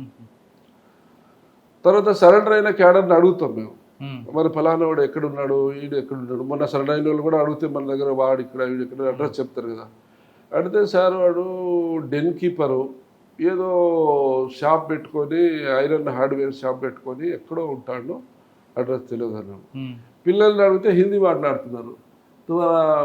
తుమారా బాప్ క్యా కామ్ కర్తే అంటే దుకాణం అంటారు. వాళ్ళకి పిల్లలకి ఏం తెలియదు. కిదరే అని అడిగారా? హిందీ మాట్లాడుతుంది. కిదరే అంటే అడ్రస్ చెప్తలేదు పిల్లలు, చిన్న పిల్లలు కదా, వాళ్ళని మనం ఏమనలేము, జస్ట్ మామూలుగా మాట్లాడాం. తర్వాత క్రాక్ అయింది. అది కాలేదు. డెన్ కీపర్స్ అనేది చాలా రేర్ కాంటాక్ట్స్ ఉంటాయి. దళంలో ఉన్న వాళ్ళకి ఎవరికి తెలియదు. అది ఒకళ్ళిద్దరు టాప్ లెవెల్ కాదు. ఈ మధ్యన సరెండర్ అయ్యారా? ఈ మధ్యలో సరెండర్ అయినాక నేను ఎన్ని సంవత్సరాలు అయిపోయిండు, అసలు ఉన్నాడా లేడా అంటే మొన్న పేపర్లో చూసి కాశీరామ్ సరెండర్ అయ్యారు. కాశీరామ్ ఉన్నాడు మన దగ్గర, ఛత్తీస్గఢ్ సరెండర్ అయ్యారు, మన దగ్గర అయినట్టున్నది. పేపర్లో వచ్చింది సరెండర్ అయిందని చూశాను, ఎక్కడ అనేది గుర్తులేదు. కానీ అక్కడ ఖమ్మం నుంచి ఆదిలాబాద్ వెళ్ళారు, ఖానాపూర్. అక్కడే ఉంది. అక్కడ నేను ఎక్కడ పోయినా నా పనికి అదే పని మీద నన్ను పెడతారు. తుమ్ కామ్ కర్తే. అక్కడ తరుణ్ జోషి సార్ ఉండే, తరుణ్ జోషి సార్, చలో నరేష్ కుछ काम करो అంటే అక్కడ కూడా చేశా. అక్కడ కూడా ఎక్స్చేంజ్ ఆఫ్ అయినాయి. ఎక్కడైంది? ఖానాపూర్లోనా? ఖానాపూర్ ఏరియా నుంచి ఒకడు పేరు ఏదో ఉంది మర్చిపోయినా, వాడు దళంలోకి వెళ్ళిపోయాడు. ఇక్కడ ఇంటి దగ్గర చాలా ఇష్యూస్ ఉండే, వెళ్ళిపోయిండు. ఆయన పార్టీలో పనిచేస్తున్నాడు, షార్ట్ పేపర్తో తిరుగుతాడు. ఒకరోజు అంతకుముందు వాని కొట్టుడు వీని కొట్టుడు, చంపేస్తానని లెటర్ రాసుడు, బాగా అరాచకాలు అంటే బాగా ఏరియాలో ఒక టెర్రరైజ్ చేసేసిండు. అయితే తరుణ్ జోషి సార్ అరే దేకో కుచ్చుకరో ఇన్ఫర్మేషన్ నికాలో అంటే సరే అని ఒకరోజు సడన్గా నాకు ఇన్ఫర్మేషన్ వచ్చింది. ఆ రోజు సార్ నిర్మల్లో ఉన్నాడు. సాబ్ ఐసీ ఇన్ఫర్మేషన్ ఠీక్ మీ ఆరో అని అక్కడికి వచ్చాడు. వచ్చినాక ఇన్ఫర్మేషన్ అంటే ఇది ఫలానా చోట చెట్టు కాడ బాగా ఎండా కదా, చెట్టు కాడ ఉన్నారు అంటే పోయినాం. పోతే ఫాస్ట్గా పోవాలి, ఆడ బండి పోదు, ఆడ ఆటోలో పోవాలి, మళ్ళీ కొంత దూరం నడిచిపోవాలి. వాళ్ళగా డే లైట్ ఉంటుంది, డే లైట్లు అయితేనే పని అవుతుంది, రాత్రి అయితే కాదు అని ఫాస్ట్గా ప్లాన్ ప్రకారం వెళ్ళిపోయినాం. నేనే ముందు లీడ్ చేశాను. పోతే మమ్మల్ని చూసి ఫైర్ చేశారు, లుంగీలు కట్టుకొని ఫైర్ చేశారు. ఫైర్ చేస్తే ఏకే బుల్లెట్ ఈ నుంచి షార్ట్ పేపర్ ఎంత 30 గజాలు కొడుతుంది, ఏకే కొడితే 300 గజాలు మీటర్లు కొడుతుంది. సో నేను కొడితే ఈ నుంచి ఇడికి వెళ్ళిపోయింది, ఆయనకి ఇక్కడ నుంచి ఇడికి వెళ్ళిపోయింది ఆయనకి. ఒకటే బుల్లెట్ పడేది. తర్వాత కింద డౌన్ ఉండే వాళ్ళు ఎక్కడ ఉన్నా కూడా తప్పించుకోవడానికి అనుకూలమైన టోపోగ్రఫీని చూజ్ చేసుకుంటారు. సో కింద నాలా లాగా పడిపోయి వెళ్ళిపోయాడు. మేము చేంజ్ చేసినాం, దొరకలేదు. మొత్తం ఫారెస్ట్. ఇంకో 15 నిమిషాలకు చీకటి పడిపోయింది. అయితే తర్వాత చెప్పినాం. చెప్తే ఆ రోజు ఏంటంటే విచిత్రమైన పరిస్థితి. వరంగల్ గ్రేటర్ వరంగల్ ఎలక్షన్ జరుగుతుంది ఆ రోజు. ఆ గ్రేటర్ ఎలక్షన్ రోజున ఎన్కౌంటర్ అయితే ఇది పొలిటికల్ ఇక ఇదవుతుందని మొత్తం స్టేట్ మీడియా అంతా వచ్చింది. అక్కడ ఎక్కడైంది చంపేసిండు, ఎక్కడ దాచిపెట్టారు, లేదండి ఫైరింగ్ అయింది కానీ ఎస్కేప్డ్ అని మేము చెప్తున్నాం. తను చూసి సార్ చెప్తున్నారు, ఏం చెప్పినా వాళ్ళు వింటలేరు కదా. ఎలక్షన్ అయిపోయినాక వీళ్ళు చెప్తారు స్టేట్మెంట్ అనుకొని వాళ్ళు అనుకుంటున్నాను. అయితే వాడు అక్కడి నుంచి వెళ్ళిపోయి వాళ్ళ బ్రదర్ దగ్గర పోయి మోటార్ సైకిల్ తీసుకొని జగిత్యాల పక్కన ఒక విలేజ్కి పోయినాం. విలేజ్ పోతే ఆ ఇన్ఫర్మేషన్ మీద అక్కడ క్యాచ్ చేసినాం. క్యాచ్ చేసినాక వాడికి బుల్లెట్ బోన్కు తగలలేదు, వైటల్ పార్ట్కు తగలే, ఇక్కడ తగిలి వెనకకి వెళ్ళిపోయింది. రక్తం కూడా వచ్చి మొత్తం ఎండిపోయింది, ఏమీ కాలేదు. 2 days తర్వాత దొరికిండు. వెపన్ గోదావరి ఒడ్డున, గోదావరి దాటాలన్నమాట ఈ ఇన్సిడెంట్. అంటే జగిత్యాల సైడ్ రావాలంటే ఖానాపూర్ నుంచి గోదావరి దాటాలి. ఎండాకాలం కదా, డ్రై ఉండేది, అక్కడక్కడ దాటుతారు. అయితే ఆ గోదావరి ఒడ్డున ఇసుకలో వెపన్ దాచిపెట్టాడు. తెల్లారి తీసుకొచ్చినాం, వెపన్ రికవరీ చేసినాం. సార్ గోదావరి ఒడ్డున కానీ ఎక్కడ డప్పులో దాస్తే వాళ్ళు ఎలా గుర్తుపెట్టుకుంటారు అక్కడ ఫలానా దగ్గర దాచామని? చెట్టు గుట్టలో వంపులో ఏదో ఒకటి ల్యాండ్ మార్క్స్ ఉంటాయి. సో అట్లా వెపన్ రికవరీ చేసినాం. తర్వాత వాడు అప్పటికే 2-3 మర్డర్ కేసులో ఉన్నాడు, అరెస్ట్ చేసినాం. రిమాండ్ చేసినాం. ఏం పేరు సరిగ్గా ఇప్పుడు జైల్లో ఉన్నాడు, బయట బయట ఉన్నాడు ఇప్పుడు. బయట ఎక్కడ? ఖానాపూర్ ఏరియాలో ఉన్నాడు సార్. ఖానాపూర్ తర్వాత డిఎస్పీ ప్రమోషన్. డిఎస్పీగా మహబూబాబాద్ వెళ్ళాను. అక్కడ 3.5 years ఉన్నాను. ఎక్కడైనా 3 సంవత్సరాలు అంతా నా ట్రాక్ రికార్డ్ అంతా 3. ప్రమోషన్ వస్తే పోవడమో, లేకపోతే ఎలక్షన్ కూడా వస్తే పోవడం. మహబూబాబాద్లో ఏముందండి? అక్కడ నక్సల్ మూవ్మెంట్ అక్కడ కూడా చేసాం. అక్కడ హ్యూజ్ వెపన్స్ రికవరీ చేసినాం, డంప్స్, పెద్ద పెద్ద వెపన్స్. ఎవరు ఎస్పీ అప్పుడు? కోటిరెడ్డి సార్. అంటే మొత్తం పీపీజీ అక్కడ, మావోయిస్ట్ కాదు, మొత్తం ప్రజా ప్రతిఘటనలో 2 ఫ్యాక్షన్స్ ఉంటాయి. పీపీజీ రామచంద్రం ఫ్యాక్షన్ ఒకటి, ఇంకోటి ఏదో ఉంటుంది. అన్ని సరెండర్ చేసినాం, వెపన్ రికవరీ చేసినాం. పోయి మీరు చెప్పినట్టుగా మేము చుట్టుముట్టిన తర్వాత సరెండర్ అయిపోతాం సార్ అని చెప్తే వెపన్ రికవరీ తీసుకున్నాం, సరెండర్ చేసుకున్నాం. మహబూబాబాద్ తర్వాత ఇప్పుడు మాకు ఎట్లా అంటే నాగుపాము బురద పాము లాగా మావోయిస్ట్ ఉంటే వాళ్ళు మాకు కాటేస్తారు. సో దాని విషయంలో ఫర్మ్ పాలసీ ఉంటుంది. ఈ బురద పాములు మనం కాటేవి, పోలీసుల మీద దాడికి రావి. సో వీళ్ళ విషయంలో సాఫ్ట్గా ఉంటాం. సరెండర్ చేసుకోవడం కావచ్చు, లేకపోతే తొందరపడి ఫైరింగ్ చేయకుండా సరెండర్ కామని చెప్పి కాషన్ ఇచ్చి సరెండర్ చేసుకోవట్లా. సో నాగుపాముకే భయపడతారు. నాగుపాము అంటే మనకు ప్రమాదం, దాన్ని కొడితే మనం సేఫ్, మనం సైలెంట్ ఉంటే అది మనల్ని కొడుతుంది కదా. బురదపాము భయపడరు. వాళ్ళు కూడా అంతే, వాళ్ళు కూడా తొందరగా సరెండర్ అయిపోతారు. కాకపోతే అందులో ఈ ఎండి పార్టీ వాళ్ళు కూడా ఉంటారు. ఎండి పార్టీలు ఏంటంటే 2 తలలు ఉంటాయి. ఇటు పొలిటికల్ సెటప్, సర్పంచ్లు, ఎంపీటీసీలు, జడ్పీటీసీలు, ఎమ్మెల్యే గారు కూడా ఉండేది గుమ్మడి నరసయ్య గారు. ఇటు మళ్ళీ పార్టీలో కమాండరు, దళ కమాండరు, జిల్లా కమిటీ, రాష్ట్ర కమిటీ అని అట్లా ఉంటాయి. అంటే 2 తలల పాము. 2 తలల పాము. దాన్ని ఎదుర్కోవాలంటే ఇటు పొలిటికల్గా స్ట్రగుల్ అవుతుంది. మళ్ళీ ఎవరైనా పట్టుకొస్తే వాళ్ళు వచ్చి ధర్నా చేస్తారు, వాళ్ళు వచ్చి బంద్ చేస్తారు, అట్లా ఉంటుంది.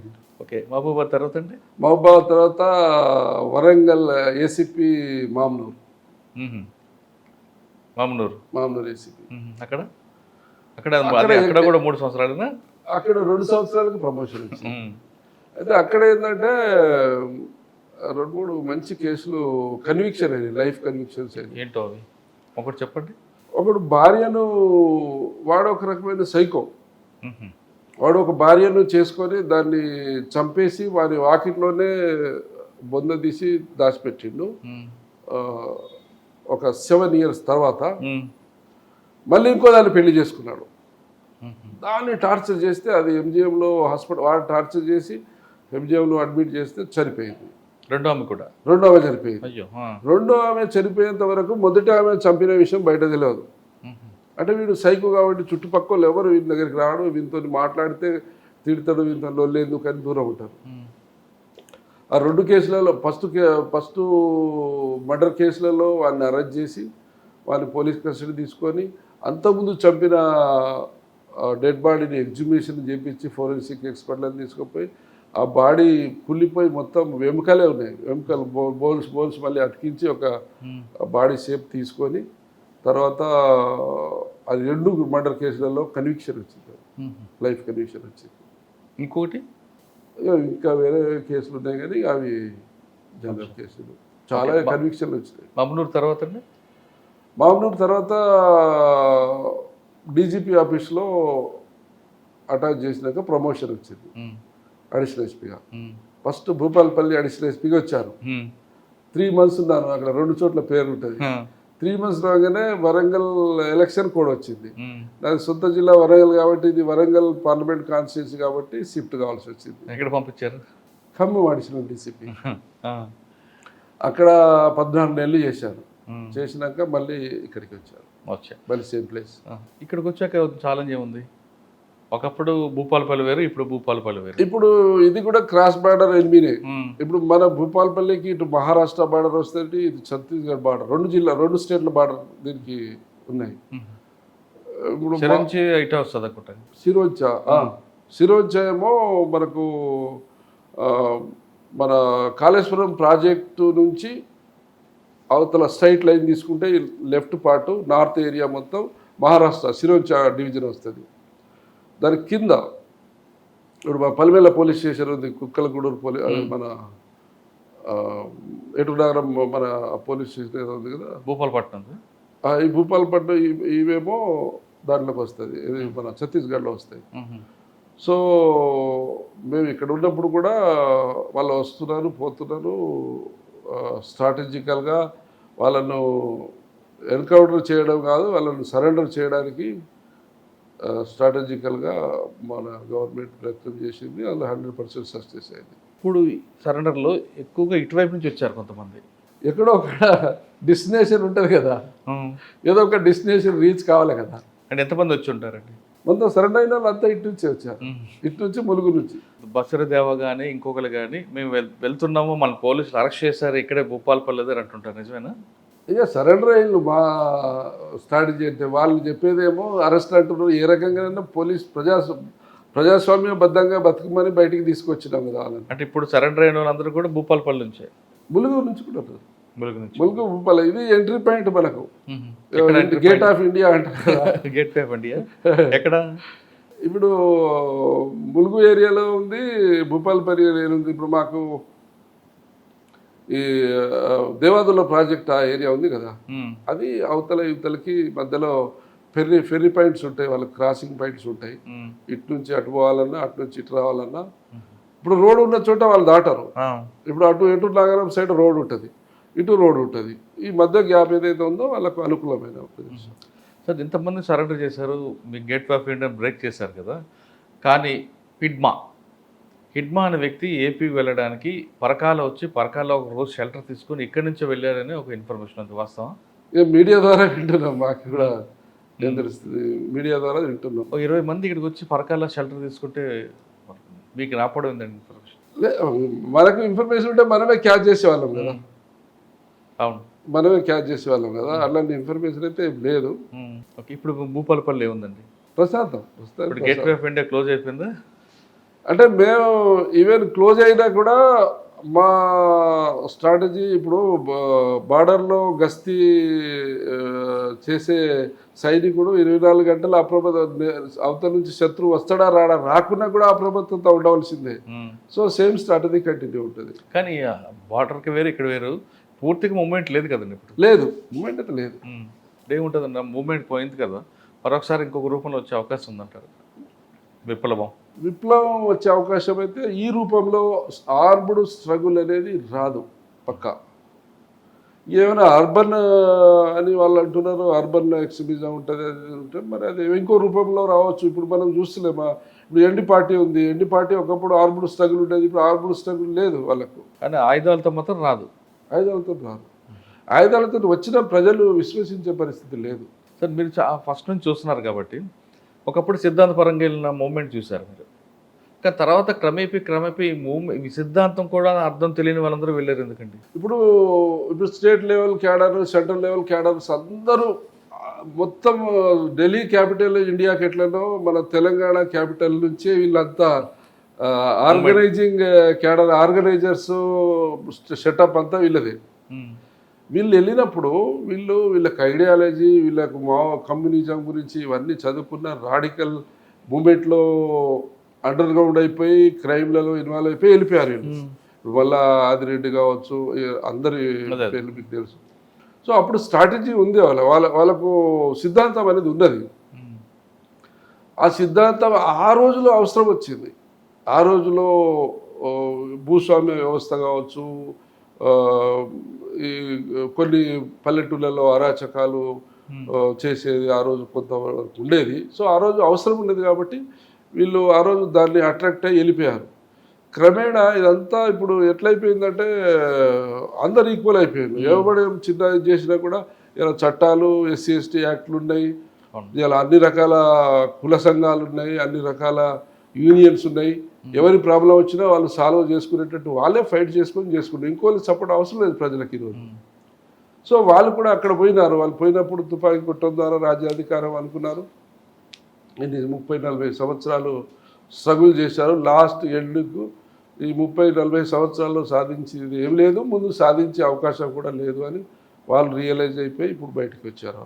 సార్ మీ సర్వీస్లో అది అంతా చూసారు కరెక్టే, కానీ తర్వాత జనరేషన్ వాళ్ళు పార్టీ వైపు రాకపోతే ఏదో ఒక రకంగా క్రైమ్లో ఇరికించి, లేదా భార్యలు చిన్నప్పుడు పెళ్లి చేసిన బాలల్ని పైన తీసుకురావడం, అంటే ఎక్కడో క్రైమ్లో ఫిక్స్ అయిన వాళ్ళని వాళ్ళు తీసుకొచ్చేవారు అంటున్నారు, వాస్తవం అనేది. ఎస్, ఇప్పుడు నేను చెప్పినట్టుగా ఒకప్పుడు వాలంటీర్గా చదువుకునే PG students, engineering students, doctor students వెళ్ళారు, చదువుకునే వాళ్ళు వెళ్ళారు. సో దాని తర్వాత క్రమక్రమంగా అందులో స్టూడెంట్స్ లేదు, చదువుకున్న వాళ్ళు, తెలివి ఉన్న వాళ్ళు ఆలోచించి అందులో పోతే ఉపయోగం లేదని చెప్పి పోకపోయేది. వాళ్ళు వ్యక్తిగత ఇష్యూలు ఉంటే ఇక్కడే సార్ట్అవుట్ చేసుకునేది. సో వాళ్ళ స్ట్రాటజీ ఏంటంటే వాళ్ళు రిక్రూట్మెంట్ చేయాలంటే వాలంటీర్కి ఎవరు వస్తలేరు కాబట్టి వాళ్ళు ఎట్లా చేయాలి, ఏదో పల్లెటూళ్ళలో వాళ్ళు యాక్సెస్ ఉన్న విలేజ్కి పోతారు, అన్నం పెట్టు తమ్మి అంటారు, అది పెట్టు ఇది పెట్టు అని చెప్పి చెప్తుంటారు. వాళ్ళ మైండ్లో ఇది ఎట్లా ఇన్ఫిల్ట్రేట్ చేయాలి, మనలో ఎట్లా దీన్ని చేంజ్ చేసుకోవాలనేది ఉంటుంది వాళ్ళకు స్టార్టింగ్. సో ఈ ఏం చేస్తాడు, ఓకే అని ఫుడ్ పెడతాడు, తర్వాత ఇంకో పని అది ఇచ్చినామంటాడు, ఇది తీసుకురామంటారు, అలా అలా అలా వాళ్ళను డీప్గా ఇన్వాల్వ్ చేస్తారు. అల్టిమేట్గా పోలీస్ ఇన్ఫర్మేషన్ వస్తుంది, ఒకలాంటి పార్టీకి పని చేస్తుండు, వాళ్ళు మిలిటేట్ అది ఇది అని చెప్పి.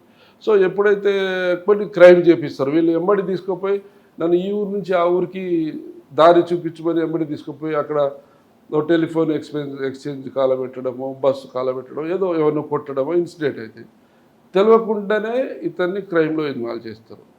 తర్వాత ఏం చేస్తారు, వీళ్ళు భయపడిపోతారు, అరే నా పేరు మీద కేసు నమోదైంది, నన్ను చూశారు, నన్ను రేపు పోలీసులు పట్టుకుంటే కేసులు పెడతారు, ఇదైతే వాడు పెద్దగా భయాందోళనకు గురి అవుతాడు.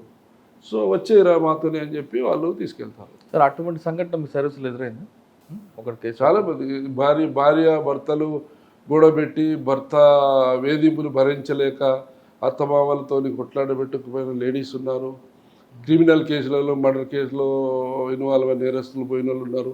ఇట్లా ఇన్నోసెంట్ పబ్లిక్ వీళ్ళకు భోజనాలు పెట్టి అది పెట్టి వాడు ఇన్నోసెంట్, వాడికి అసలు ఐడియా ఇది లేదు, ఏం లేదు. For the sake of safety. ఇక్కడ ఉంటే జైలుకి పంపిస్తారు, జైలు కానీ చెప్పకుండా వాళ్ళు ఇంకా హై లెవెల్ చెప్తారు, ఎన్కౌంటర్ చేసేస్తారా, ఇది చేస్తారా, అది చేస్తారని చెప్తారు. సో వాడు వెళ్ళిపోతారు. నాకు సరెండర్ అయిపోయినాక అడిగితే ఎలా పోయినావురా, ఎందుకురా అంటే చెప్తాడు వాడు, ఇలా జరిగింది సార్, నేను ఉద్దేశపూర్వకంగా పోవాలని లేదు, అనుకోకుండా నన్ను ఇలా వెంబడి తీసుకుపోవడం, కేసులో ఇన్వాల్వ్ కావడం. సో చట్టం ముందు ఎట్లా ఉంటుందో, ignorance of law is not excusable అని ఒక సామెత ఉంటుంది. నాకు చట్టం తెలియదు, నేను తప్పు చేసినా విడిచిపెట్టమంటే విడిచిపెట్టాం. గుర్తుకోవడం వానికి చదువు రాదు, చట్టం తెలియదు, అయినా కూడా వాడు మర్డర్ చేస్తే మర్డర్ కింద ప్రాసిక్యూట్ చేయవలసిందే. వీడు కూడా తెలియక తప్పు చేసినా కేసు కావాల్సిందే చట్ట ప్రకారం. వాడు ఇన్నోసెంట్ ఉంటాడు. సో అట్లా కొంతకాలానికి రియలైజ్ అయిపోయినాక వచ్చి సరెండర్ అయినప్పుడు చాలామంది చెప్పిన స్టోరీలు ఉన్నాయి. నాకు తెలిసి 2015-20 తర్వాత మ్యాక్సిమం క్యాడర్స్ అంతా ఇక్కడ నుంచి పారిపోయి అక్కడ షెల్టర్ తీసుకోవడానికి, తప్పించుకోవడానికి పోయిన వాళ్ళు, ఏదో కేసులో ఇన్వాల్వ్ అయిన వాళ్ళు, లేకపోతే ఇక్కడ సమస్యలు, భూమి సమస్య ఉంది, అవతలతో సార్ట్ అవుట్ అయితే లేదు, అక్కడ పోతారు, పోయి మా సమస్య క్లియర్ చేయమని చెప్తే వాళ్ళు చేద్దాం అని అమ్మడి పెట్టుకుని తిరుగుతారు. లాస్ట్కి వాడు నక్సలైట్లో చేరిండు, వాడు దళ మెంబరు అని రికార్డ్ అయిపోతుంది. అది మాకు సరడాయిలోనే చెప్తాడు వాడు. మేము ఊరికే పోతే రాయాం, కన్ఫామ్ లేకుండా రాయాం. సార్ మీ మొత్తం మూమెంట్ స్టార్టింగ్ నుంచి చూసుకొచ్చారు, కానీ క్లైమాక్స్ ఎలా ఉంటుంది అనుకున్నారా మూమెంట్?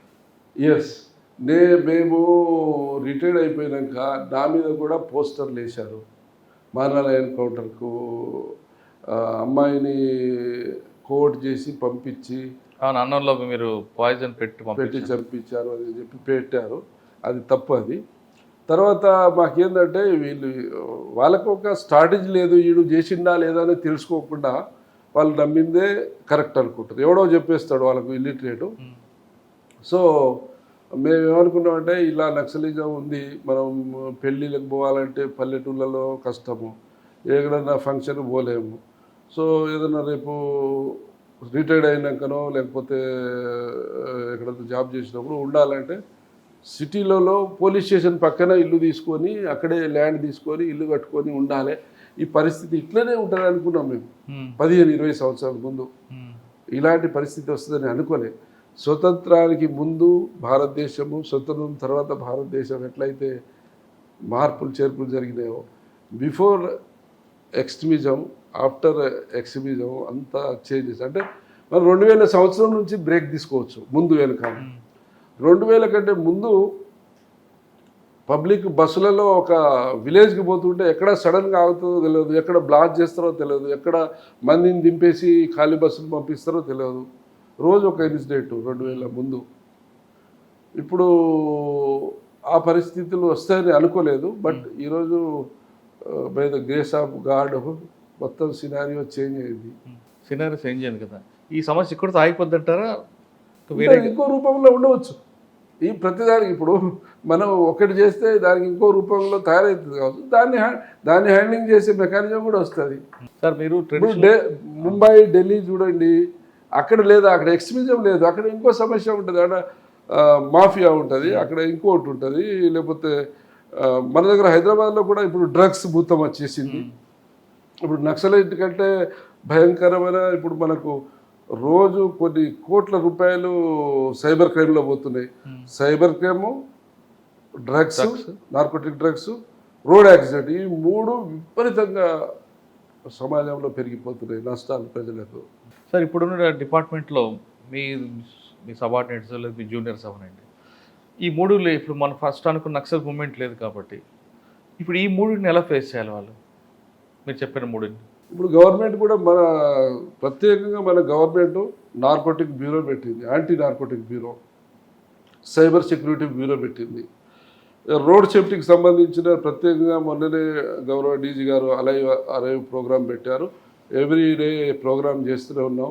ఇప్పుడు ఈరోజు మోటార్ వెహికల్ ఎట్లా అయిపోయిందంటే మన శరీరంలో ఒక భాగం అయిపోయింది. స్కూలుకు పోవాలన్నా పిల్లాడు వెహికల్ ఎక్కాల్సిందే, వ్యాపారస్తుడు ఎక్కాల్సిందే, ఉద్యోగి ఎక్కాల్సిందే. వెహికల్ ఎక్కకుండా జీవనము సాగడం లేదు ఈరోజు. సో రోజుకు వెహికల్ రేట్ పెరిగిపోతున్నాయి, యాక్సిడెంట్ జరుగుతున్నాయి.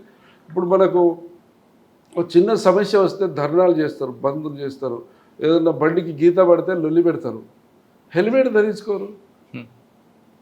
మన మేడం చెప్తుంది, అదే విన్నా నేను. అదే మన మొబైల్ ఫోన్ స్క్రీన్ గార్డ్ ఉంటుంది, మన తలకి హెల్మెట్ ధరించుకోరు. ఎన్ని నష్టాలు పోతున్నాయి. మన సేఫ్టీ కోసం హెల్మెట్ ధరించాలి, రోడ్ రూల్స్ను ఫాలో కావాలి. ఎవరు కావాలని నాకు బండి లేదు కదా అనుకుంటారు. బండి లేకపోతే నువ్వు బండిలో ట్రావెల్ చేస్తుంటావు కదా.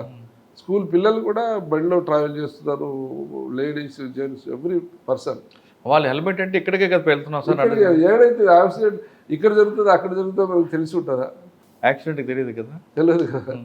అది మనకు ఒక ఎలక్ట్రిక్ ట్రాన్స్ఫారం ఉంటుంది, కిందనే ఉంటుంది. టచ్ చేస్తే కాలు చచ్చిపోతామని తెలుసు, ఆ సెన్స్ ఉన్నది. పట్టుకోరు. రోడ్ మీద ఆ సెన్స్ ఎందుకు వస్తలేదు? హెల్మెట్ ఎందుకు? డిఫెన్సివ్ డ్రైవింగ్ ఎందుకు? ముందు బండి సడన్గా ఆపేస్తాడు, సడన్గా బ్రేక్ ఫెయిల్ అవుతుంది, ఎట్లా కంట్రోల్ చేయాలి? ఆ డిస్టెన్స్ మెయింటైన్ చేయాలి. ఆ సెన్స్ ఇంకా డెవలప్ అవుతుంది. రాంగ్ రూట్లో కొంతమంది వస్తుంటారు, రాంగ్ రూట్లో వస్తారు.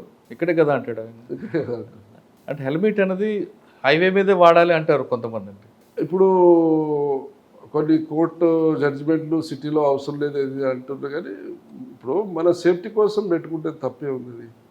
కోర్టు ఆర్డర్ని మనం ఒబే చేస్తాము, కానీ ఇండివిజువల్గా చెప్తున్నాం. మీరున్నాం, నేనున్నాము, పెట్టుకుంటే మంచిది కదా. సడన్గా మనం మంచిగా అవతలోడు వచ్చి గుద్దుతాడు. అవతలోడు బ్రేక్ ఫెయిల్ కావచ్చు, వాడు మద్యం దాగి ఉండవచ్చు, లేకపోతే వాడు డ్రైవింగ్ స్కిల్స్ లేనోడు, లైసెన్స్ లేనోడు కావచ్చు. కరెక్ట్, మనం లెఫ్ట్లో వెళ్ళినా వాడు రాంగ్ రూట్లో రావచ్చు. సార్ ఫైనల్గా చెప్పండి, ఈ డిపార్ట్మెంట్లకు వచ్చే వాళ్ళకి మీరు ఇచ్చే మెసేజ్ ఏంటి? రమ్మంటారా? ఇప్పుడు ఏం పని లేదు రావద్దంటారా?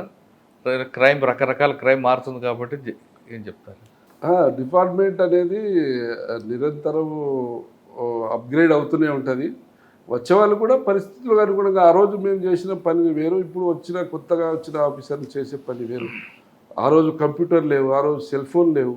మేము ఈరోజు చూస్తే అంత కంప్యూటరైజ్డ్ యుగము, ఈరోజు అంతా సైబర్ క్రైమ్లు కొత్త. ఆ రోజు సైబర్ క్రైమ్ లేదు, సెల్ ఫోనే లేదు, నెట్వర్కే లేదు. ఇప్పుడు సో కాలానుగుణంగా మారుతుంటుంది, పరిస్థితులు మారుతుంటాయి, మనం కూడా మారుతుంటాం, డిపార్ట్మెంట్ కూడా మారుతూనే ఉంటుంది, రూపాంతరం చెందుతూనే ఉంటుంది. వెల్కమ్. సర్వీస్ చేయాలి, ప్రజలకు సేవ అందించాలంటే మంచి ప్లాట్ఫాము. మనం ఒక పోలీస్ ఆఫీసర్, ఎస్ఐ కావచ్చు, ఏ ర్యాంక్ అయినా కావచ్చు, ఒక యూనిఫామ్డ్ ఆఫీసర్, ఒక ఐడెంటిటీ. అదే వేరే డిపార్ట్మెంట్లో ఆఫీసర్స్ ఎవరున్నా కూడా వాళ్ళకు ముందు ఎవరు వచ్చి సార్ పలానా సార్ అని చెప్తే ఒక ఐడెంటిటీ తెలుస్తుంది. బట్ పోలీస్ అంటే ఒక యూనిఫామ్తోనే చూసి అందరూ రెస్పెక్ట్. మనము కరెక్ట్గా పనిచేసి మనము ప్రజల సేవ చేయాలనుకుంటే ప్రజలు బ్రహ్మానందం పడతారు. ప్రజలు మనం పనిచేస్తే నెత్తిలో పెట్టుకొని చూస్తారు. సో పనిచేసే సేవ చేసే గుణం ఉండాలి అంటే చేయవచ్చు పక్క. వెల్కమ్. అందరూ వచ్చే వాళ్ళకు సేవ చేయాలనే దృక్పథం ఉంటే రావచ్చు. ఒకప్పుడు ప్రజల్లో విపత్తు లేచిన ఉద్యమం క్లైమాక్స్ ఇలాగుంటుందో, ఈ విధంగా ఉంటుందని ఊహించలేదంటున్నారు నరేష్ కుమార్ గారు. ప్రజలు బ్రహ్మరథం పట్టిన ఉద్యమం ఈ విధంగా డౌన్ అవ్వడానికి కారకులు ఎవరు? అసలు ఎన్కౌంటర్ ఎలా జరుగుతాయి? లేదు బూటకు ఎన్కౌంటర్ అని ఆరోపిస్తే ఎలా చేస్తారు? ఒక రియల్ ఎన్కౌంటర్ జరిగితే ఏ విధంగా దాన్ని సీన్ ప్రెజర్ చేస్తారు అనే విషయాలు పూర్తిగా తెలుసుకోవాలంటే ఖచ్చితంగా నరేష్ కుమార్ గారి ఇంటర్వ్యూ చూడాలి. ఇక పోలీస్ డిపార్ట్మెంట్కు రావాలనుకున్న వాళ్ళకి ఒక ప్యాషన్ ఉండాలి అంటున్నారు నరేష్ గారు. ఏదో డబ్బులు సంపాదించాలని కాకుండా ప్రజలకు సేవ చేయాలనే ఒక మంచి అభిప్రాయం ఉంటే ఈ డిపార్ట్మెంట్ రండి. కానీ వచ్చిన వాళ్ళందరూ కూడా ఎప్పటికప్పుడు కాలానికి అనుగుణంగా మీరు కూడా మార్పు చెందితే ఈ డిపార్ట్మెంట్లో మంచి సర్వీస్ చేసిన వాళ్ళు అవుతారంటూ నరేష్ కుమార్ గారు చెప్తున్నారు. ఇది ఈ వారం నరేష్ కుమార్ గారితో ఎక్సలెంట్ ఇంటర్వ్యూ. వచ్చే వారం మరొక ఇస్తాం, మళ్ళీ కలుద్దాం. అంతవరకు నమస్తే. Thank you very much. Thank you.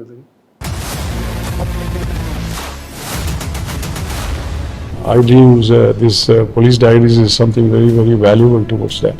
I must really appreciate Murali, your insights. iDreams founder and CEO Chinna Vasudev Reddy గారితోని మురళీధర్ క్రైమ్ స్టోరీస్ చాలా ఫేమస్ అయిపోయినాయి. Gautam Savan garu and Satyajit sir. Well done. I congratulate him for doing so well, and I congratulate him his boss also. So well.